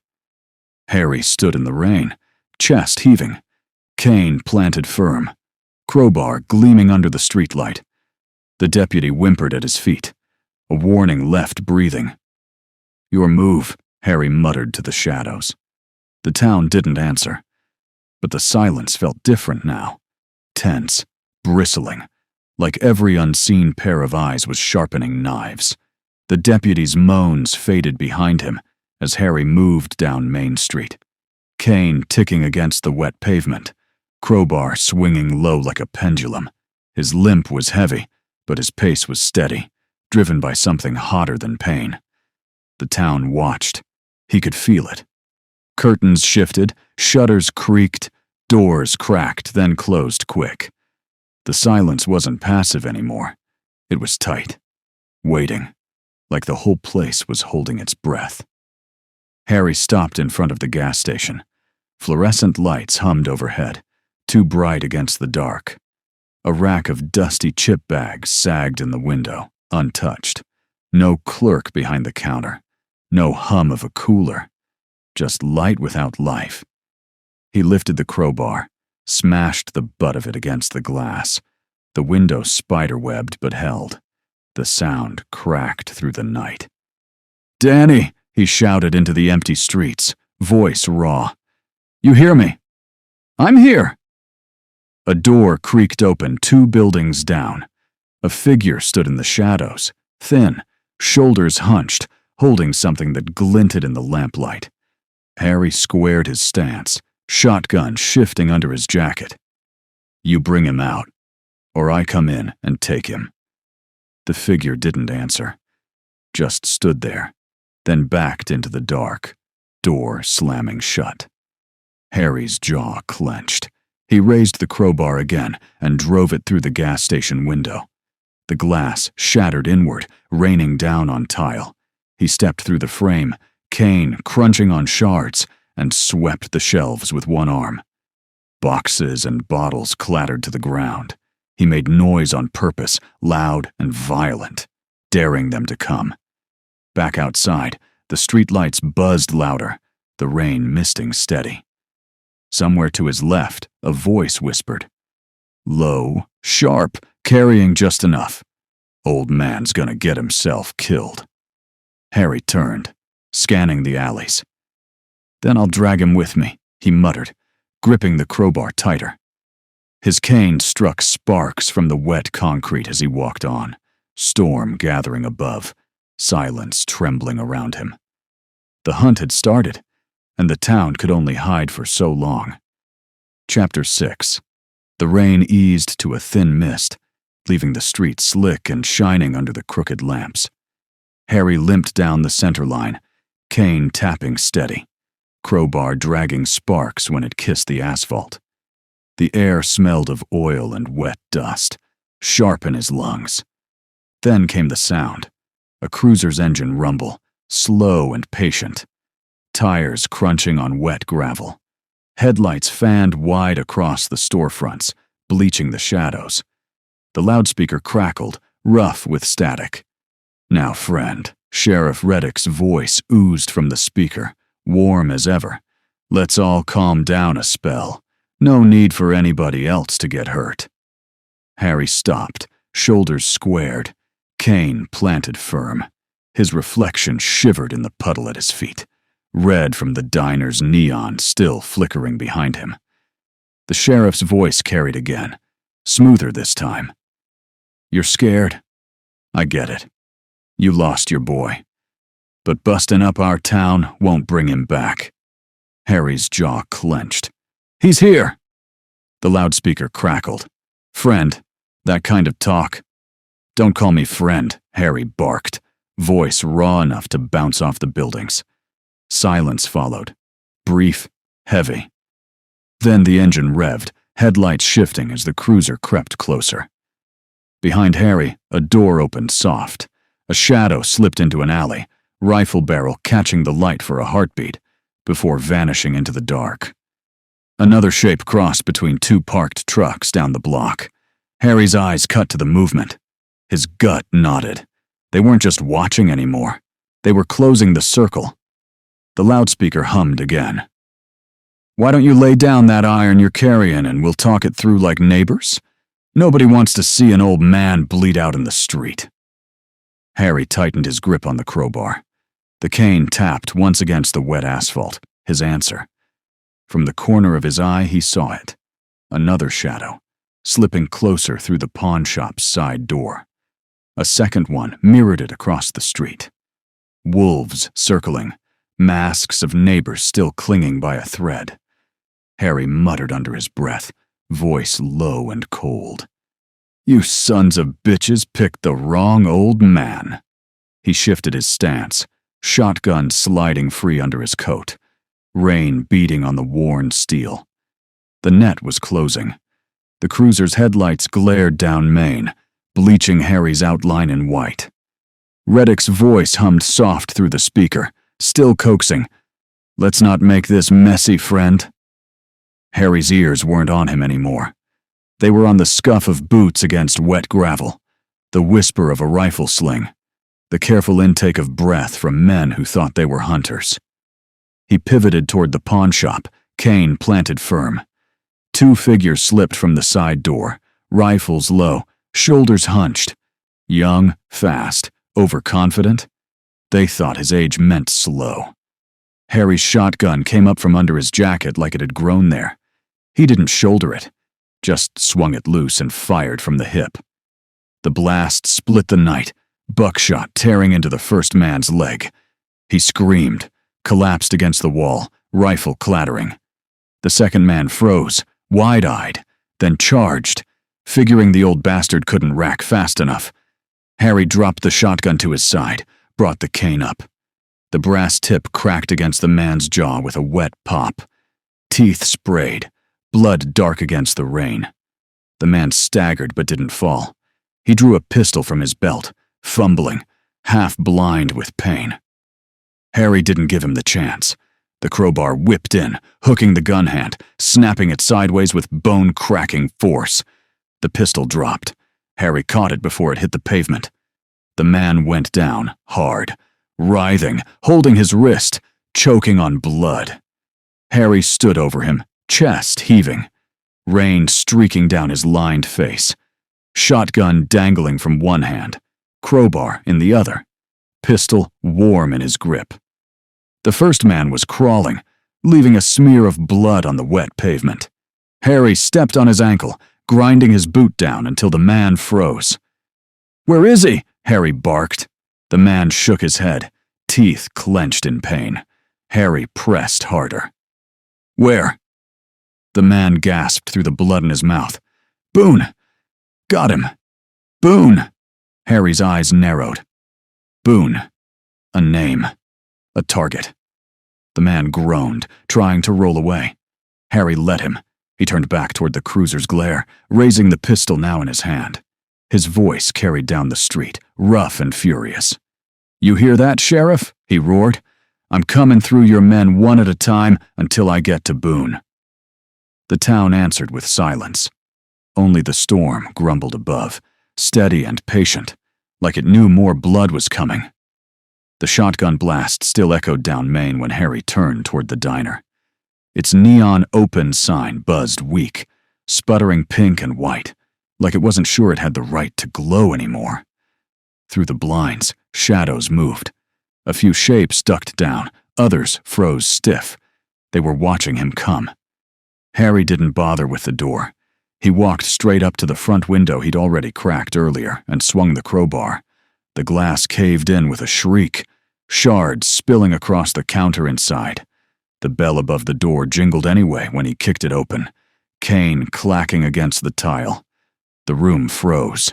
4 men inside, 2 at the counter, 1 near the jukebox, 1 halfway through standing at a booth. All of them looked like working men, flannel, denim, ball caps. But Harry saw the bulges at their belts, the hard lines in their eyes. Not customers, watchdogs. He didn't speak. He let the crowbar do it. It slammed against the counter, splintering the laminate, making the coffee cups dance. The waitress shrieked and backed away, hands to her mouth. Harry's voice followed, rough and loud. "Where is he?" The man at the jukebox took a step forward, hand going to his belt. Harry was on him in a heartbeat. The cane jabbed up, brass tip catching him under the chin. His teeth clacked together with a wet snap. He dropped, choking, grabbing at his throat. Another man lunged from the counter, knife flashing from his pocket. Harry twisted sideways, his hip screaming, but his hand didn't falter. The crowbar swung in a tight arc, bone and steel colliding. The man crumpled, blood already running from his temple. The other two froze. One raised his hands halfway. The other muttered, "Jesus Christ," under his breath. Harry's chest heaved, his face set stone hard. He leveled the pistol at them, steady despite the tremor in his bad hip. "Say Boone again," he growled. Silence. He squeezed the trigger just enough to click the hammer back. The man with his hands up broke first. "Boone's got him!" he shouted. "Your boy, he's with Boone!" The words rang through the diner louder than the shotgun had. The waitress whimpered in the corner. The fry cook's head poked out of the kitchen and ducked back fast. Harry's eyes burned into the man's face. "Where?" The man swallowed hard, lips trembling. "Warehouse. Old grain depot. East end of town." Harry lowered the pistol just an inch. His voice was a rasp. "That's all you had to say." He turned, stepping back toward the broken door. The neon's hum buzzed against the storm outside. Behind him, the man shouted after, "You won't get him back! Nobody crosses Boone!" Harry didn't look back. He only muttered, low enough for himself, "Watch me." Then he disappeared into the storm, glass crunching under his boots. Chapter 6. Continued. The storm chose that moment to split wide. Lightning forked across the sky, thunder cracking so hard the windows shook in their frames. Harry stepped into it, pistol in one hand, crowbar in the other, rain streaking down his face. Engines answered. Trucks rolled in from both ends of Maine. 3 of them, lifted, grills shining, engines growling deep. Headlights cut through the storm like search beams. Men rode in the beds, rifles resting on their knees. And behind them, the sheriff's cruiser slid into view, red bar lights strobing across wet asphalt. The loudspeaker barked again, this time louder, firmer. "Harry Briggs, you're making a mistake. Put down the weapons. Come out quiet. And maybe we don't bury you in the road." Harry spat rain from his mouth. "You already buried my boy." Gunfire erupted. The first volley shredded the Crown Vic, where it sat on the shoulder, glass exploding, metal shrieking. Bullets smacked storefronts, chewing brick and wood. Neon signs burst, raining sparks. Harry dove into the nearest alley, his hip screaming as he hit the ground hard. Bullets snapped overhead, clanging against a dumpster. He crawled behind the metal bin, pistol clutched tight. Rain drummed on the lid. His breath came harsh, ragged. He clenched his jaw, forcing it steady. Footsteps splashed in pursuit. A flashlight beam sliced the alley. Harry let them come closer. The first man rounded the dumpster, rifle raised. Harry fired from the hip. The shot punched the man back into the wall, blood blooming across his chest. The second rushed in yelling, shotgun leveled. Harry swung the crowbar as the man cleared the corner, the steel connecting with his wrist. The shotgun went wide, blast shredding the brick above. Harry rammed the cane into his gut, knocking him onto his back in the puddles. Harry pressed the pistol against the man's temple, teeth gritted. "Boone's warehouse! Tell me it again!" The man gasped, rain streaking his face. "Depot! East End!" Harry fired anyway. The alley went silent except for rain. Headlights swept across the mouth of the alley, men shouting. Harry limped deeper, weaving between dumpsters and back doors, his shadow vanishing into the storm-wet maze. Behind him, the sheriff's voice rose again, distorted by the speaker. No more sugar in it now. Run all you want, Briggs. You won't make it past sunrise. Harry kept moving, blood dripping from his forearm where shrapnel had grazed him, hip a fireball, lungs burning. But his eyes were hard, locked east, toward the depot, toward Boone. Harry staggered out of the alley, pistol still hot in his grip, crowbar streaked dark. The storm had thinned to a steady drizzle, rain tapping down the brim of his jacket, dripping from his chin. His hip felt like fire eating through the bone, but he kept moving, Kane jabbing the street with each step. Behind him, Main Street echoed with shouts. Reddick's men regrouping, headlights sweeping, boots pounding on wet pavement. But none of them had followed fast enough. Harry had left them 2 bodies as a warning. He wasn't done leaving warnings. A shape groaned in the gutter ahead, clutching his stomach, crawling toward the curb. One of the younger ones, maybe 25, 30. His rifle was gone, his breath ragged, blood painting his shirt. Harry bent slow, every muscle grinding, and fisted the man's collar.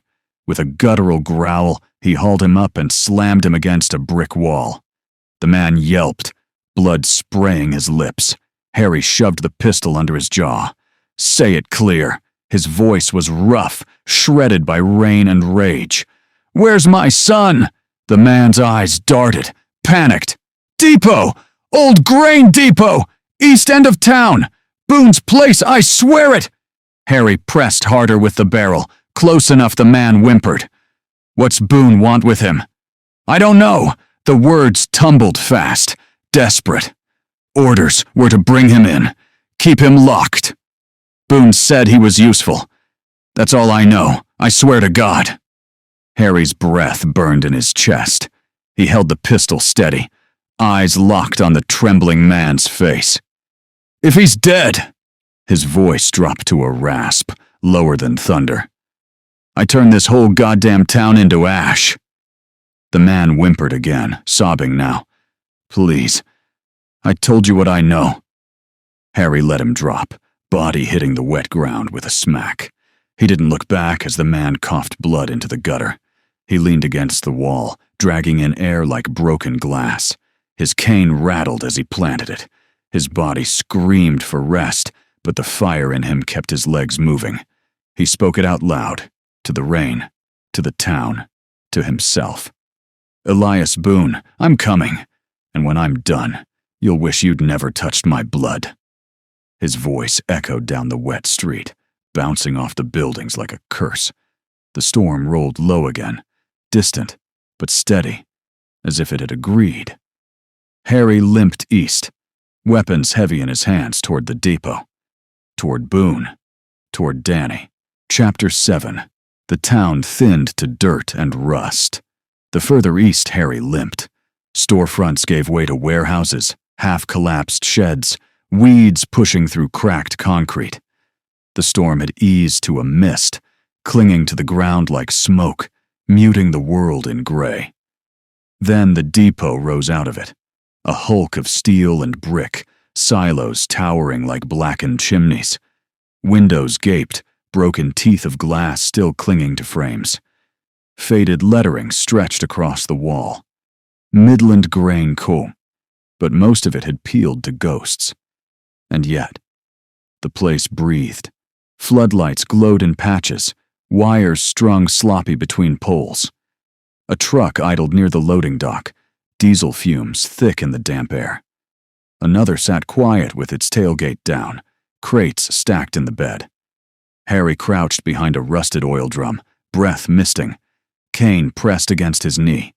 His hip felt like a blade grinding bone, but he stayed still. Watching. Counting. 2 men at the dock, smoking under the awning. Rifles slung loose, posture lazy. But their eyes kept to the shadows, trained by fear, not boredom. Another pair patrolled the yard, slow, flashlights sweeping. The chains on the main depot doors gleamed wet, padlock heavy as a fist. Harry's jaw tightened. Somewhere inside that heap of steel and rot, Danny was breathing. Or bleeding. He shifted the crowbar in his grip, the weight steady. Certain. The pistol was warm against his ribs, shotgun hanging low under his jacket. His weapons felt heavier than his bones, but lighter than his rage. He whispered under his breath, voice gravel in the mist. "Hold on, boy. I'm coming." The patrolman's flashlight swung wide, beams slicing the yard. Harry melted deeper into shadow. Kane braced, every muscle taut despite the fire in his hip. He was already planning their deaths. He moved like someone who knew how to hide in bad light. Slow, lower than necessary, using the barrels and crates for cover. The depot yard smelled of wet diesel and old grain that had gone sour. A smell that clung to your skin and wouldn't wash off. Floodlight puddles broke the dark into islands. Harry kept himself in the black between them. The two men under the awning hadn't bothered with the perimeter. They smoked like nothing was coming for them, elbows propped on the loading ramp rail. Their rifles leaned close, too casual, an arrogance born of numbers and shelter. Harry eased around a stack of pallets, Kane clacking once and then holding. His breath steamed in the cold air. He could see the collar of one man's jacket, the pale knuckle of a cigarette. He could see the steel glint where the other had propped his rifle against a post. He could hear his own heart there, slow and steady like a metronome. When he closed the distance the first time, he moved without thinking of age or bone. He swung the crowbar like a man with nothing left to lose. Metal met skull with a wet, precise sound. The man dropped without a cry, as if the night took him gently. The second man swung his head, startled and cursed. He went for the rifle. Harry's cane jabbed up, brass to jaw, a clean, crushing arc that rattled teeth. The gun hand fumbled. Harry hooked the rifle with his free hand, snapping the barrel sideways. The man made a sound like a small animal betrayed, fell, and then tried to get up. Harry didn't let him. He stomped a boot down on a knee, twisting, feeling the give and the sick pop that meant the joint was done. The man screamed, hand scrabbling for the rail. Harry yanked his arm, cuffed it backward, and clamped a heel into the shoulder, so the sputtering breaths had no room. He jammed the rifle into a crook of his arm, checked the action with trembling fingers. He didn't care if the rifle was loaded yet. The weight reassured him. The two bodies he'd made were quiet in the mud, one face down, one slumped against the crate, the rain flattening hair to skull. He shoved the first shallow into a shadow behind some drums, so they'd block sight from the dock. He dragged the second, heavier this time, until the mud gripped at his boots like hands. Sweat mixed with rain on his forehead, his hip flaring with a hot needle of pain, but he kept going. He had the rifle now, its barrel warm in his hands, its strap over his shoulder like a promise. A padlock held the side door, rusted but stubborn. Harry crouched, breath fogging white, fingers finding the edge of his pocket knife. He worked the latch with slow patience. No heroics, just the hard, patient tactics of a life spent prying things open that didn't want to give. The lock finally yielded with a bitter groan, and the door swung inward a hair, letting in a hiss of warm, stale air and the shuffling noise of men inside. He stepped through that slit and became less a man and more a shadow. The inner light was low, oil lamps and the poor glow of a bulb or two. Voices drifted, a laugh that didn't reach the eyes, the clink of a bottle, a heavy footfall above on a metal mezzanine. He moved parallel to a row of crates, palms close to the cold wood, the rifle held like an extension of his arm. Each breath was careful, each step measured, so the cane barely scraped and the soles didn't suck. Inside, the depot smelled older. Sawdust, oil, the iron tang of blood maybe, under it all. Men nodded at each other as he crossed, thinking him one of the shadows they already owned. That miscalculation was his favor. He kept to the dark until he could see the stair that led up. Voices above mentioned a name, Briggs, in a tone that wasn't surprised, but satisfied. He froze, heart a nail. Then the stair, narrow and creaking, rose like a ladder into a place where the truth waited. He put the rifle to his shoulder, turned the muzzle to the roof of the stairwell, and took one last breath of cold, damp air. Then he climbed. The depot swallowed him whole. The air inside was thick, damp wood, rust, and that faint, unmistakable iron scent. Grain dust coated the rafters and stirred in lazy clouds each time someone walked. Shadows sprawled long across the concrete floor, broken by the glow of oil lamps perched on crates. Harry hugged the dark between stacks of pallets. His hips screamed at every step, but adrenaline shoved it down. He could hear them now, men talking, laughing low. Boots shuffled against metal grates above. "Boone says keep the soldier upstairs. Don't touch him," one voice muttered. Another chuckled, mean and high. "Why's Boone care so much about some army brat? We've had tougher through here." "Orders ain't ours to question," the first snapped. Harry's jaw clenched. Danny. Upstairs. He crept along the shadows, crowbar heavy in his hand, rifle slung.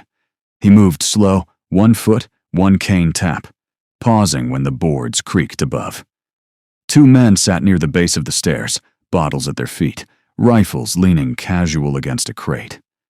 One was telling a story, something about a busted transmission, laughing at his own joke. They didn't see Harry until the crowbar split the first man's skull. The sound was wet and final, the laugh choking into silence. The bottle toppled, spilling cheap liquor across the floor. The second man blinked, mouth hanging open, scrambling for his rifle. Harry drove the cane's brass tip into his throat, a sharp jab that crushed his windpipe. The man wheezed, hands clawing at his neck, and fell back into the crate, choking on his own breath. Harry ripped the rifle free, checked the chamber, then slung it across his shoulder. He didn't pause. He couldn't. Above, footsteps shifted. Someone had heard something. Harry pressed himself against the stairwell wall, crouched low, breathing through his teeth. A man appeared at the landing, leaning over with a scowl. "You all right down?" Harry fired. The shot was loud in the confined space, echoing through the steel rafters. The man spun, half his face gone, body tumbling down the steps in a wet heap.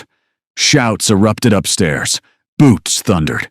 Harry gripped the crowbar tighter, blood dripping down the steel, and started up the stairs. Chapter 7. Continued. The stairwell rattled under Harry's weight, every step groaning with age and blood. Above, voices shouted, boots hammered metal. He could hear weapons being cocked, the clatter of steel chairs kicked aside. Then another sound cut through it all. A voice, calm, smooth, carrying authority like a crown. "Hold." The racket stilled, if only for a moment. Harry stopped mid-step, crowbar slick in his grip, rifle strap cutting into his shoulder. His heart banged in his ribs, but his face stayed carved from stone. The voice came again, measured, steady. "I'll be damned. That's Harry Briggs limping through my house." A pause. "Your boy's tougher than you look. He's alive. For now." Harry's throat tightened. "Boone." A chuckle rolled down from the rafters. "You made a mess of my men. I should thank you. Thins the herd." "Where is he?" Harry barked. "Upstairs," Boone said, almost casual. "Locked safe. Safer than you'll ever be. But you won't see him unless you crawl over every one of mine. So, let's see if you've got the knees left for crawling." The command came sharp, snapping like a whip. "Take him!" The depot erupted. Men surged from both sides of the mezzanine, rifles in hand, but too close to shoot clean. They came down the steps, boots pounding, knives flashing in fists. Harry roared and swung first. The crowbar smashed across a jaw, bone cracking loud. He spun. cane jabbing into another man's gut, brass tip driving deep enough to fold him in half. A third lunged with a knife. Harry caught the wrist, twisted, bones snapping under his grip, the blade clattering. But numbers pressed in. A stock slammed into his back, staggering him against the railing. A fist caught his cheek, stars exploding in his vision. His hip screamed as he struggled to stay upright, pain lancing through every step. They circled, trying to pen him in. Harry dropped the crowbar to his left, caught it backhand, and drove the hook into a thigh. The man screamed, blood soaking denim. Another swung a pipe. Harry raised the rifle like a shield. The blow bent the barrel, but Harry shoved the stock into the attacker's face, teeth flying, bodies pressed tight. Harry fought like a cornered animal, snarling, swinging, every strike fueled by years of steel and grit. He wasn't young, but he was mean, and mean kept you alive longer than youth.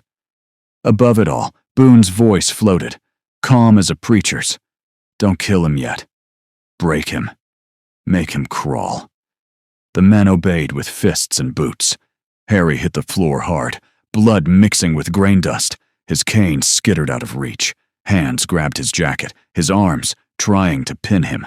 Harry's eyes burned through the haze. He spat blood, teeth bared. Not yet. He wrenched free with a roar, crowbar lashing upward, catching one man across the temple. Another went down as Harry rolled, pistol snapping from his belt. He fired point blank, deafening, muzzle flash blinding in the dark. The brawl turned chaos, screams, gunfire, blood painting the grain-dusted floor. And above, Boone laughed. The depot floor was a storm of fists, boots, and steel. Harry fought in it like a man half dead already, moving on instinct, the old strength of mills and furnaces pouring through his veins. The crowbar rose and fell, a dull red gleam under the lamps, crushing ribs, splitting brows. The pistol barked twice more, deafening in the steel chamber, each shot a close, dirty kill. Hands yanked at his coat, tried to pin his arms. Harry swung wild, the hook of the crowbar catching a jaw and ripping it loose with a crack that echoed. Blood sprayed across the crates. He twisted, groaning with pain, and rammed the brass tip of the cane into a groin, then up into a throat. One man slammed him into the wall, knife scraping against his jacket. Harry jammed his forehead forward, bone to bone, and felt the shock split his brow open. Blood ran down into his eyes, hot and sticky. The knife clattered away. He shoved the man off and swung again, the crowbar breaking collarbone with a sick pop. Then it was quiet. Harry stood in the ruin, chest heaving, cane reclaimed and steady, crowbar slick in his fist. Men lay all around him, groaning, bleeding, some still, some twitching. The floor was grain-dusted and red now, the stink of blood mixing with rust and oil. Harry staggered, bracing against a crate. His hip felt molten, his ribs screamed, his face was a mask of blood and dust, but his eyes stayed locked on the stairs. From above came slow clapping. Boone's voice, calm, steady, a sermon in the rafters. Not bad, Briggs. Not bad for a man who should be sitting in a chair with a blanket on his lap. Harry lifted the crowbar, pointing it at the mezzanine. His voice was shredded, raw. Where is he? Boone's laugh was low, patient. Up here. Still breathing. Strong boy. He looks at me like he looks at you, like the world don't scare him. Makes me wonder which of you I'd rather keep. Harry's vision blurred from blood. He swiped it from his eyes with the back of his hand. I'm coming up those stairs, he growled, each word heavy as iron. And when I do, you'll wish you'd never learned my name. The silence after stretched, broken only by the drip of blood from steel rafters. Then Boone's voice again, softer now, almost kind. Then come, Harry. Bring the storm with you. Harry planted his cane, hefted the crowbar, and put one foot on the first step. His war wasn't done. It was only climbing. Chapter 8. The stair groaned under his boots. Harry's cane thunked against the metal step, one at a time, each strike like a war drum. His hips screamed, ribs seared with every breath, but he dragged himself higher. Blood streaked his cheek, his jacket stuck to his back where wounds wept. He didn't hide it. He wanted them to see what it looked like when a man kept moving anyway. The mezzanine opened above him in a long stretch of rusted steel grating. Lamps hung crooked from chains, swaying, throwing light in jittery arcs across crates and catwalks. Boone's men stood along the railings, 6, maybe 7 of them. Rifles slung, pistols drawn, but none firing.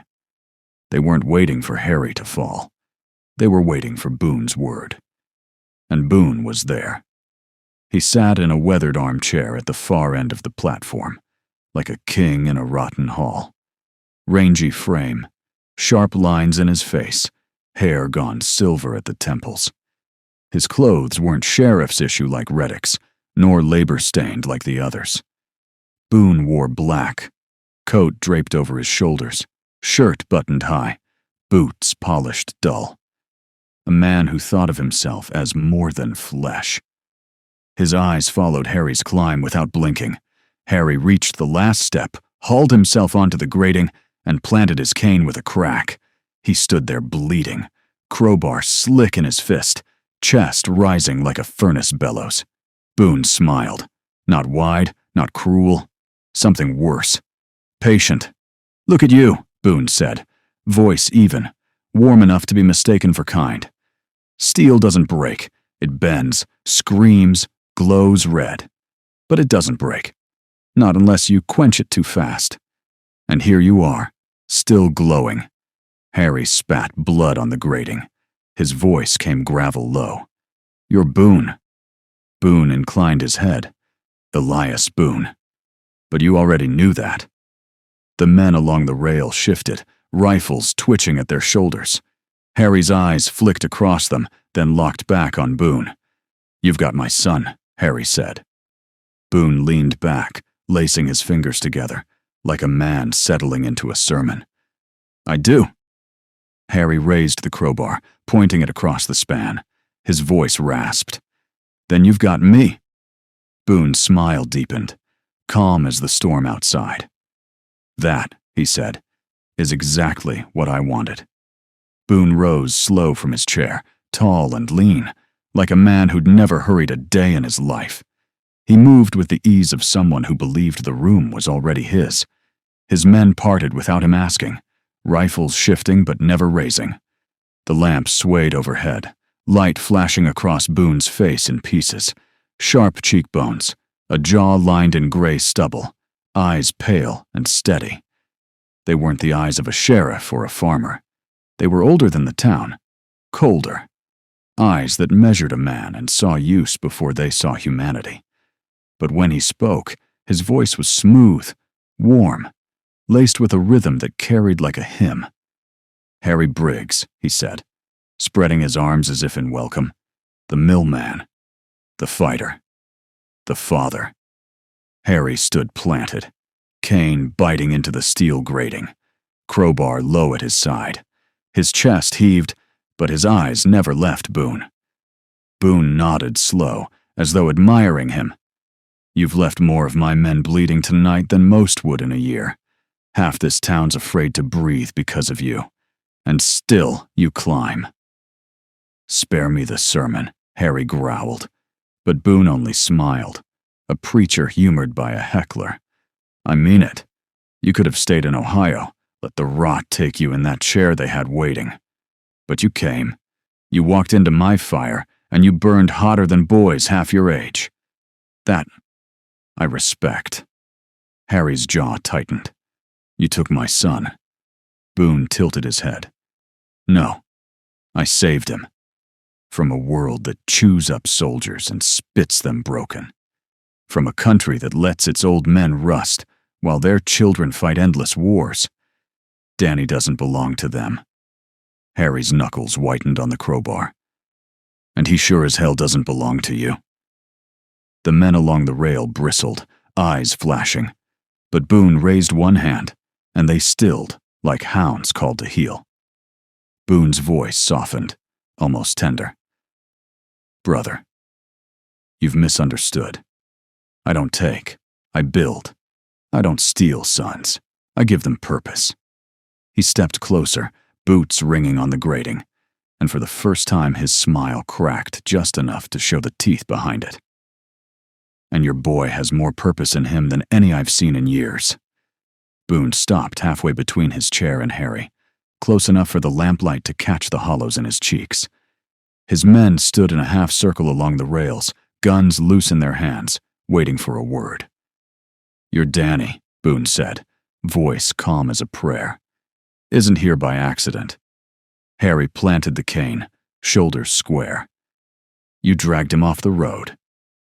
Boone shook his head slowly, like correcting a child. No, we invited him. My men saw the uniform. A soldier, lost in a storm. God himself might as well have sent him to us. Harry's grip on the crowbar tightened until his knuckles cracked. Boone's voice rolled on, smooth and steady. This town doesn't bow to outsiders, doesn't bend to Washington or Columbus or Austin.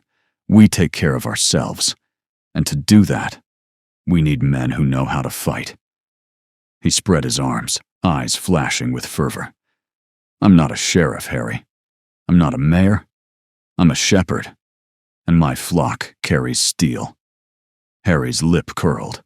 You're a parasite. Boone chuckled low, unfazed. Call it what you like. But I'm building something here, a place where men don't waste away, where strength matters, where every rifle counts. His eyes sharpened, cutting into Harry. And your boy is worth a dozen rifles. Harry stepped forward, crowbar lifting. You don't get to use him. Boone's voice dropped, softer now, more intimate. I don't just want him for his hands. I want him for his blood. A soldier raised by a fighter who never bent. That kind of steel doesn't rust. Men follow steel. Your son could lead them.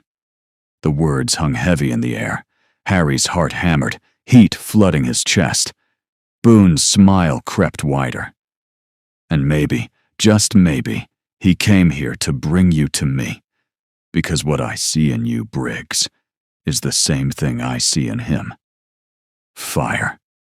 And that's what I need to keep this town alive when the world finally eats itself.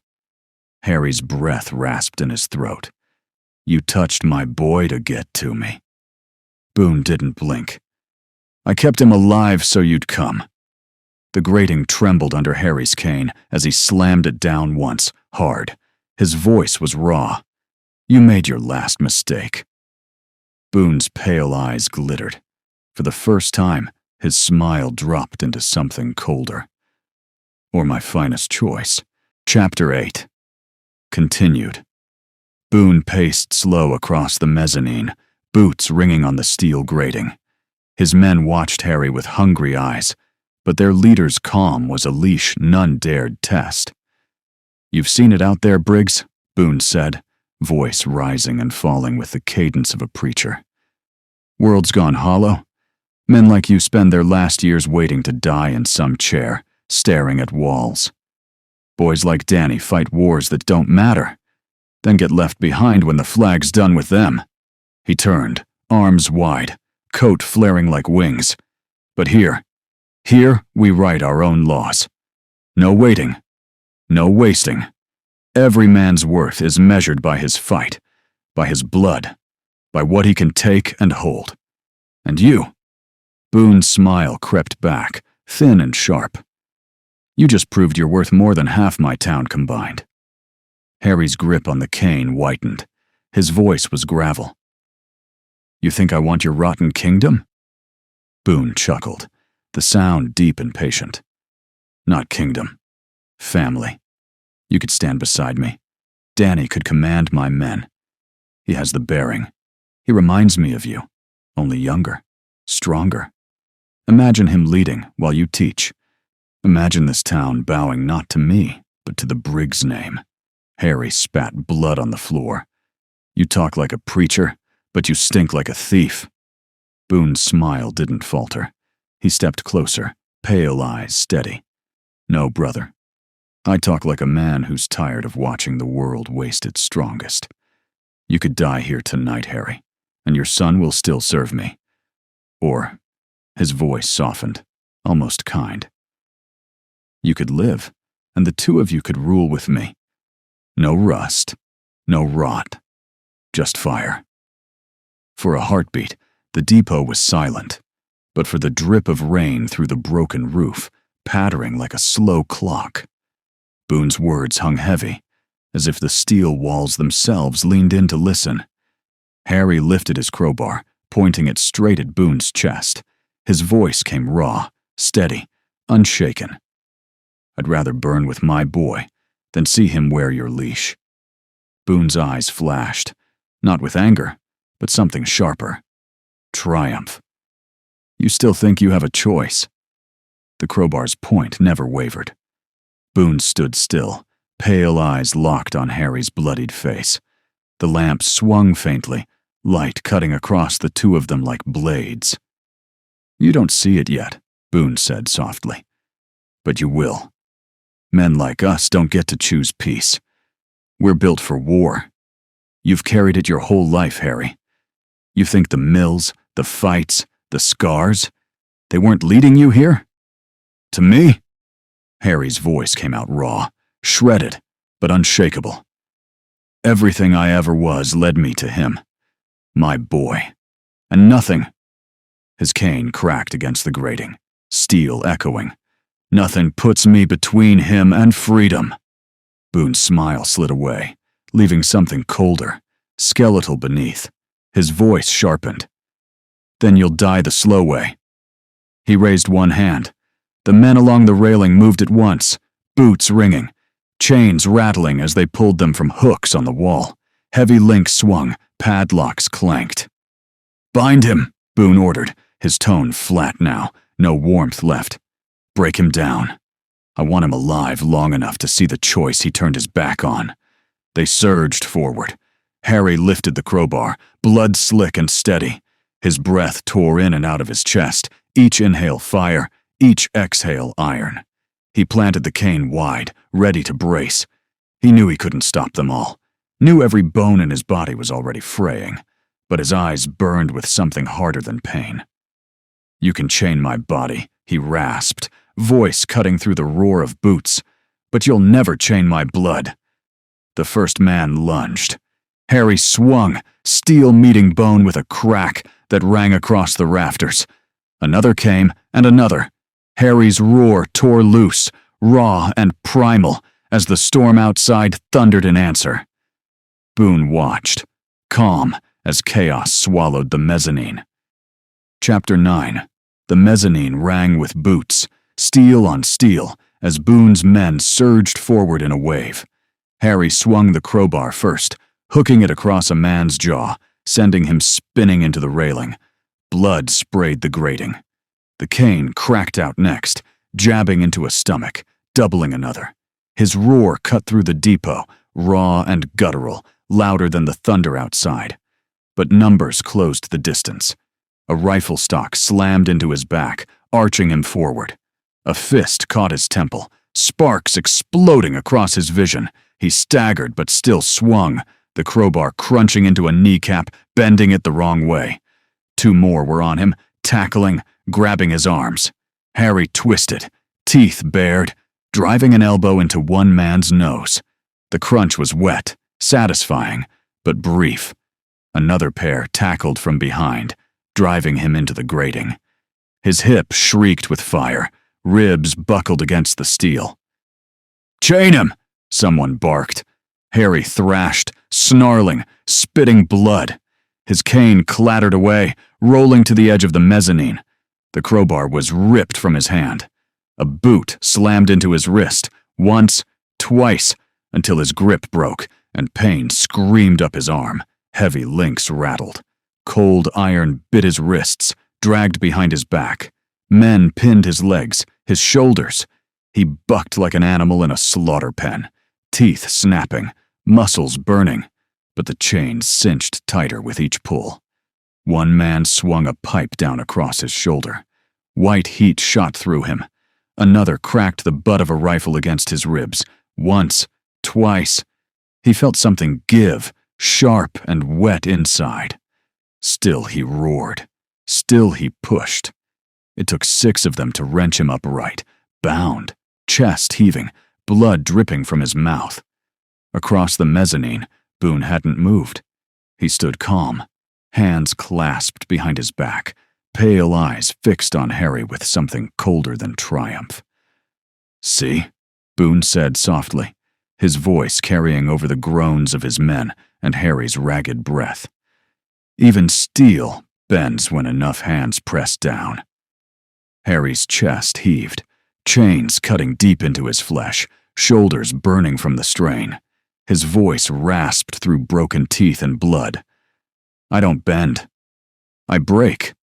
Boone's smile returned, thin as a blade. "Then let's see how long it takes." They half carried, half dragged him down the stairs, chains biting into his wrists with every jolt. Harry's boots scraped the grating, leaving streaks of blood on the steel as they hauled him into the belly of the depot. The air grew heavier, damp with rot and oil. Grain dust floated in the lamplight like ash. At the far end of the floor, behind stacked crates, stood a cage cobbled from rebar and chain link. The bars were welded crooked, corners patched with rusted sheet metal. A padlock the size of a fist hung from the door. The men shoved Harry through. He stumbled, hit the floor hard, chains clattering. The impact rattled his ribs, drew a groan from deep in his chest. One of them spat on him before the door slammed shut. The lock snapped into place. Harry sat against the wall, chest rising like a furnace bellows, blood soaking his shirt where the pipe had landed. The steel links dragged from his wrists to the floor, heavy and cold. His cane, his crowbar, his shotgun, all gone. His body throbbed with pain, his vision swam. Still, he lifted his head. Boone's boots echoed before he appeared, lamp glow painting him in gold and shadow. He stopped outside the bars, hands folded behind him, posture calm as a Sunday preacher. "You're tougher than I figured," Boone said, voice smooth. "Half my men needed to bleed before you'd go down." "That's not weakness, Harry. That's proof you belong with me," Harry rasped, throat raw. "Go to hell." Boone crouched, resting one hand on the bars, pale eyes steady. "Danny's still alive. You ought to thank me. Most men I drag in don't last an hour. But your boy, he's cut from your steel, locked upstairs, fed, safe, for now." Harry's pulse thundered in his ears. His voice came out low, broken but fierce. "You touch him." Boone's smile sharpened. "Touch him? No, not me. He's worth too much. He's a soldier, a leader. But he'll bend, Harry.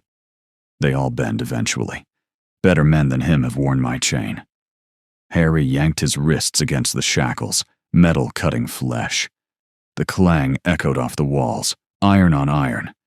Boone stood, unshaken. "Rest up. Tomorrow, I'll let you watch while your boy learns where he belongs." He turned, boots ringing, lamp swinging, and disappeared into the shadows, leaving only the sound of Harry's ragged breath and the steady tick of rain dripping through the roof.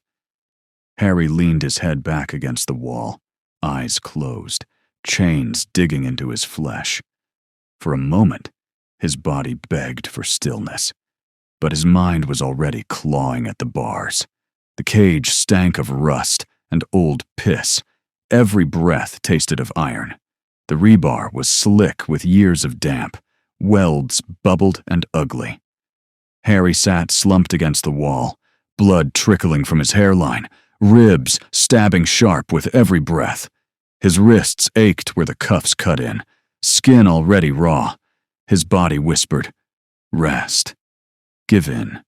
Close your eyes." but his mind burned hotter. He saw Danny's face, the way the boy had smiled when they'd left Ohio, trying to hide nerves behind jokes. The way he'd adjusted the rearview mirror even though Harry was the one driving. The last look he'd given before walking off into the storm. "I'll be right back, Dad." Harry's jaw clenched. "I'll hold you to that," he muttered. He leaned forward, chains dragging, and set to work. The bolt anchoring him to the wall was old, rust flaking at the edges. He twisted his wrists, grinding skin, feeling for give. Pain ripped through his shoulders, but the bolt shifted. Just a whisper. A grim smile cut through the blood on his face. "Still fightin' you, old man," he rasped. He worked at it slow, rocking, tugging, grinding the rust loose a fraction at a time. Each movement cost him skin, blood slicking the cuffs, but he didn't stop. Boots echoed distantly above, men shouting orders, laughing too loud. The depot creaked with their weight. No one was looking his way. Not yet. Harry paused, breath ragged, sweat mixing with the blood. He closed his eyes, and for a moment the sound of the storm outside carried him back, to the car breaking down, to Danny's voice. "We'll make it, Dad. Just you watch." Harry's lips pulled back in something between a smile and a snarl. "Damn right we will." A shadow passed outside the bars, one of Boone's men, strolling past with a lamp, rifle slung lazy. The guard stopped, leaned on the cage, spat into the dirt. He glanced at Harry, smirk tugging his mouth. "Not so tough in chains, are ya?" Harry's hands flexed around the links, hiding the bolt's looseness. His eyes narrowed, voice low and flat. "Come closer and say that." The guard chuckled, stepping nearer, resting both hands on the bars. Harry shifted, tightening his grip. The chain rattled softly, hungry. He was ready. Chapter 9. Continued. The guard leaned closer, smirk wide in the lamplight. His breath smelled of tobacco and cheap liquor. "Boone'll break you, old man," he muttered. "Ain't no fight left once the chains bite deep enough." Harry's eyes stayed low, fixed on the guard's boots. His wrists twisted subtly, pulling the slack he'd worked from the anchor bolt. The metal groaned faintly. Then Harry lunged. The chain whipped forward, cold and heavy, looping around the guard's neck before he could blink. Harry yanked with everything left in him, dragging the man's throat hard into the bars. The guard's rifle slipped, clattering to the dirt. His hands clawed at the links, eyes bulging, face going red, then purple. His boots kicked the floor, scraping against the concrete. Harry braced himself against the wall, pulling tighter, ribs screaming, wrists shredding raw. The man wheezed, gagged, tried to shout, but the chain ate his voice. His eyes rolled back. His body jerked, then stilled. Harry let him sag against the cage, the dead weight held upright by the steel bars. Breath tearing in and out of him, Harry reached through, fumbling at the guard's belt. His fingers closed on a knife first, short, sharp, still warm from the man's hip. He sawed at the chain links, grinding, sparks flicking in the lamplight. His wrists bled, his shoulders screamed, but the metal gave with a hard snap. The cuff clattered open. His right hand was free, then the left. Harry staggered, rubbing raw wrists, blood streaking his skin. He bent, gritting his teeth, and fished the ring of keys from the guard's pocket. A pistol, too, a battered 9mm, magazine full. He checked the chamber, steadying his breath. The dead man's eyes stared glassy at the ceiling, tongue swollen against his teeth. Harry dragged the body down into the dark corner of the cage, covering him with a blanket of old tarp. His ribs ached, his vision swam, but his grip on the pistol was steady. He stood in the cell, free of chains, chest rising and falling like a forge bellows. Above, Boone's men laughed around some crude joke, boots stomping, unaware the cage below had opened its door.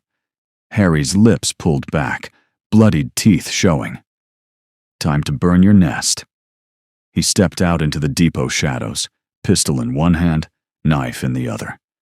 The depot's belly was quiet, too quiet.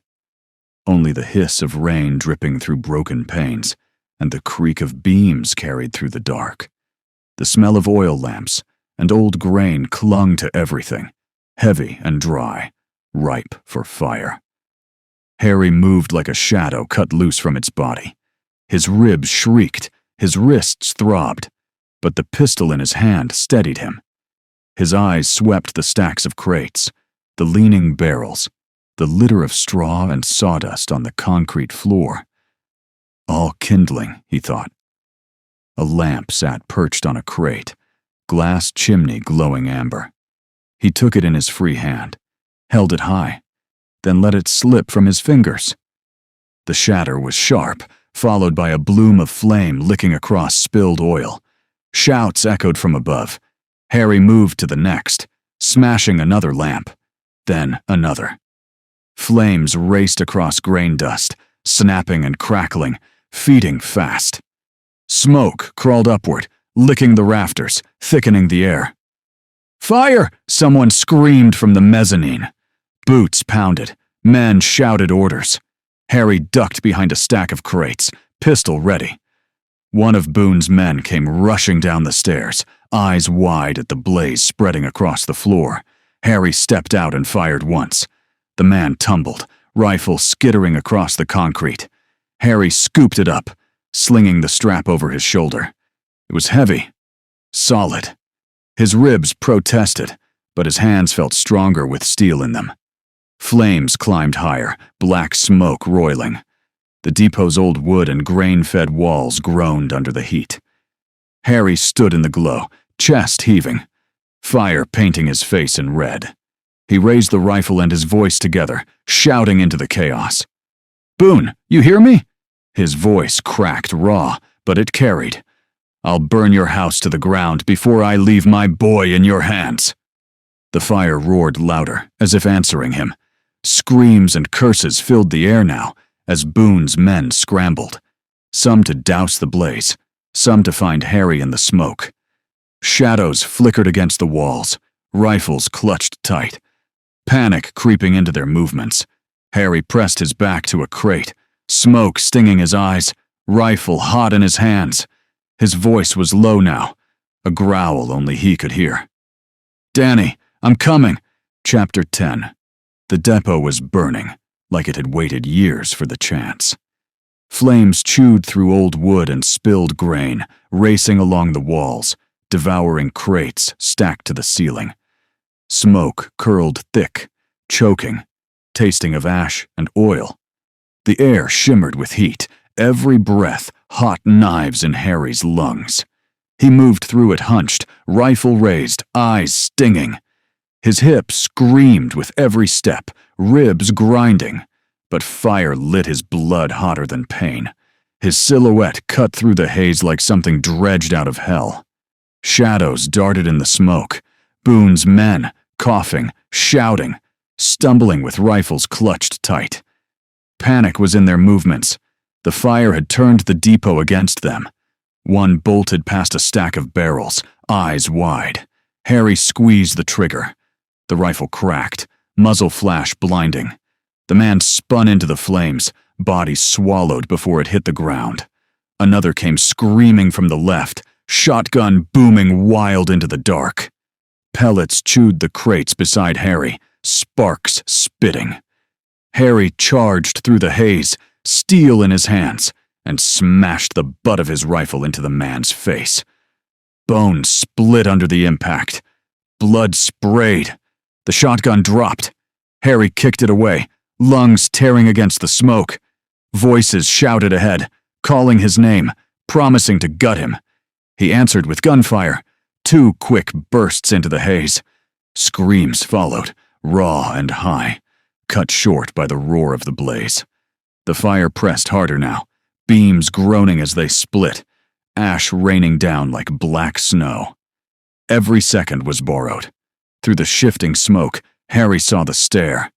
The steel frame glowed dull red, heat bending it, steps slick with blood from the bodies he'd left earlier. A rifle cracked from above, bullets sparking against the railing. Harry ducked behind a crate, coughing blood into his sleeve. The depot rumbled around him, heat sucking the air thin. He checked the rifle, half empty, chamber hot. His eyes burned, his body begged him to fall, but the thought of Danny chained above carved through the weakness. Harry pushed himself upright, rifle tight in his grip. "Hold on, boy," he rasped through smoke. "I'm coming." He stepped into the blaze toward the stair. The stair loomed ahead, glowing dull with heat, every step slick with ash and blood. Smoke funneled upward through the frame, thick enough to blur the figures waiting above. Shadows shifted against the firelight, rifles raised, voices barking orders. Harry limped forward, rifle tight against his shoulder. His lungs burned, his ribs ached with every breath, but the thought of Danny chained just above kept his legs moving. The first man leaned out from the mezzanine rail, firing down wild. Sparks rained from the grating as rounds chewed steel. Harry braced against the rail and snapped a burst upward. The man jerked, tumbled screaming into the flames below, his body swallowed in fire before it hit the floor. Another charged down the stair, machete gleaming in the orange haze. Harry sidestepped, slammed the rifle's stock into the man's temple, then shoved him backward. He pinwheeled, arms flailing, before vanishing into the smoke. The steel shuddered under Harry's boots. Flames licked the underside, warping bolts, bending welds. The heat drove sweat from his skin in rivers, made the rifle almost too hot to hold. Two more came rushing down together, shouting, bayonets fixed. Harry raised the rifle and fired point blank into the first. The second plowed into him anyway, knocking them both against the rail. Harry's ribs screamed, vision sparking white, but he jammed the barrel under the man's chin and pulled the trigger. The shot was muffled, wet, the body slumping heavy. Harry shoved the corpse off and pressed upward, dragging himself step by step. Smoke clawed at his throat. Blood slicked his hands. The crowbar he'd lost still lay somewhere below in the chaos, but the memory of its weight fueled him. Halfway up, another shadow broke through the smoke above, shouting, firing down. Rounds sparked inches from Harry's head. He dove flat against the steps, coughing hard enough to tear his chest open. With a guttural snarl, he rolled onto his back, aimed through the haze, and squeezed. The rifle cracked, the shadow folded, and another body thudded onto the grating. Harry lay there panting, chest heaving, sweat and blood mixing on his face.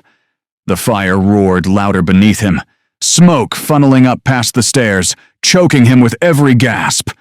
But he pushed himself upright, leaning hard on the rail. His vision blurred, edges dark. But the thought of Danny's voice, "I'll be right back, Dad," dragged him forward. One step, another. Cane lost, crowbar gone, rifle nearly empty, but still climbing. The mezzanine awaited, glowing in the firelight like a bridge to hell. The mezzanine swayed under the weight of fire. Heat shimmered off the steel grating, warping the air, burning Harry's lungs with every breath. Smoke curled thick around the rafters, lit orange by the flames climbing higher from below. At the far end, beyond the chaos, Boone stood. Tall, rangy, calm. A pistol rested easy in his hand, smoke curling past his silver hair. Behind him, Danny was shackled to a steel beam, arms spread, head bowed, blood on his face but chest still rising. Harry's heart kicked against his ribs. Danny. Danny's head lifted slow, eyes bleary but sharp. Dad. Boone stepped aside just enough for Harry to see the chains, then raised the pistol, barrel pointing casual at Harry's chest. His smile hadn't cracked. Not once. "Still on your feet?" Boone said, voice cutting through the roar of fire. Steel to the last inch. Harry staggered forward, rifle raised though his arms trembled. His voice rasped like gravel. Let him go. Boone tilted his head. He's already mine. You think he followed you here by chance? No. Fate brought him. Fate brought you. This is where you both belong. Harry coughed blood into his sleeve, teeth bared. He belongs to me. Boone's smile thinned. You're a relic, Harry. Rusted. Bent. You fought like hell tonight, but the fire don't lie. You're finished. Danny deserves more than your broken bones. He glanced back at Danny, voice softening like a father's. He could lead men here. Rule with my hand guiding him. Danny spat blood into Boone's direction, voice hoarse. I'd rather choke in these chains. Harry's chest swelled, pride burning hotter than pain. He took another step, rifle leveled. Boone's smile vanished. He raised the pistol. The depot groaned around them, steel shrieking as beams warped, flames biting at the mezzanine. Smoke billowed thick, the roar of the blaze swallowing every sound but their voices. Harry's grip tightened. Boone's eyes locked steady. Danny strained against his chains, shouting through smoke. And then, the two men moved at once. Chapter 10. Continued. The depot exploded into violence. Boone's pistol cracked, the shot tearing across Harry's shoulder, spinning him back against the rail. Pain flared white-hot, ribs shrieking, but he clung to the rifle, raised it, and fired. The shot went wide, sparking against steel, but Boone had already ducked, moving with the quickness of a predator. Harry staggered forward. Boone lunged from the smoke, driving a fist into his gut. Harry folded, coughing blood, vision flashing black. Boone's boot caught his bad hip, dropping him to one knee. You're done, Briggs, Boone snarled, pistol pressing to Harry's temple. Harry's hand snapped up, grabbing Boone's wrist. The two strained, veins standing, sweat and blood slick between them. The pistol barked, shot tearing into the grating, sparks showering. Harry drove his forehead into Boone's nose, bone cracked, blood spraying. Boone roared, the pistol clattering away. Both men stumbled, smoke choking, fire painting their faces red. Boone lashed out, fists sharp, cruel, years of violence in every blow. Harry blocked with his forearm, ribs screaming, then swung wild, his knuckles splitting on Boone's jaw. They grappled against the railing, the steel groaning, fire climbing beneath. Boone slammed Harry's head into the bars, once, twice. Stars burst across Harry's vision. His grip faltered. Then his hand brushed something on the floor. Cold steel, familiar weight. The crowbar. Harry snatched it up and swung blind. The hook caught Boone's knee with a wet crack. Boone screamed, dropped to one leg. Harry rose, bloodied face twisted with fury, and brought the crowbar down again, into Boone's shoulder, his ribs, his chest. Each strike echoed through the burning depot, each blow fueled by every mile, every scar, every moment he thought he'd lost his son. Boone fell to his back, coughing blood, eyes still burning with that preacher's fire. He laughed through broken teeth. You can kill me, Briggs, but you can't kill what I built. Harry planted the crowbar against Boone's throat, leaning in close, voice raw as gravel. Watch me, he pressed. Boone's laugh choked into a gurgle, then silence. His pale eyes dimmed as the firelight swallowed him. Harry staggered back, chest heaving, crowbar slick in his grip. Boone's body lay twisted on the grating, smoke curling over him like a shroud. Harry turned, eyes locking on Danny still chained to the beam, the flames closing in. Harry's breath tore ragged from his chest, each inhale fire in his ribs, each exhale ash. Boone's corpse lay still on the grating, swallowed by the smoke curling higher. The depot groaned around them, beams popping, fire climbing the walls like a living thing. "Dad!" The voice cut through the roar. Danny, straining against the chains, arms bloodied, face smeared with soot. His eyes were wild, but they were alive.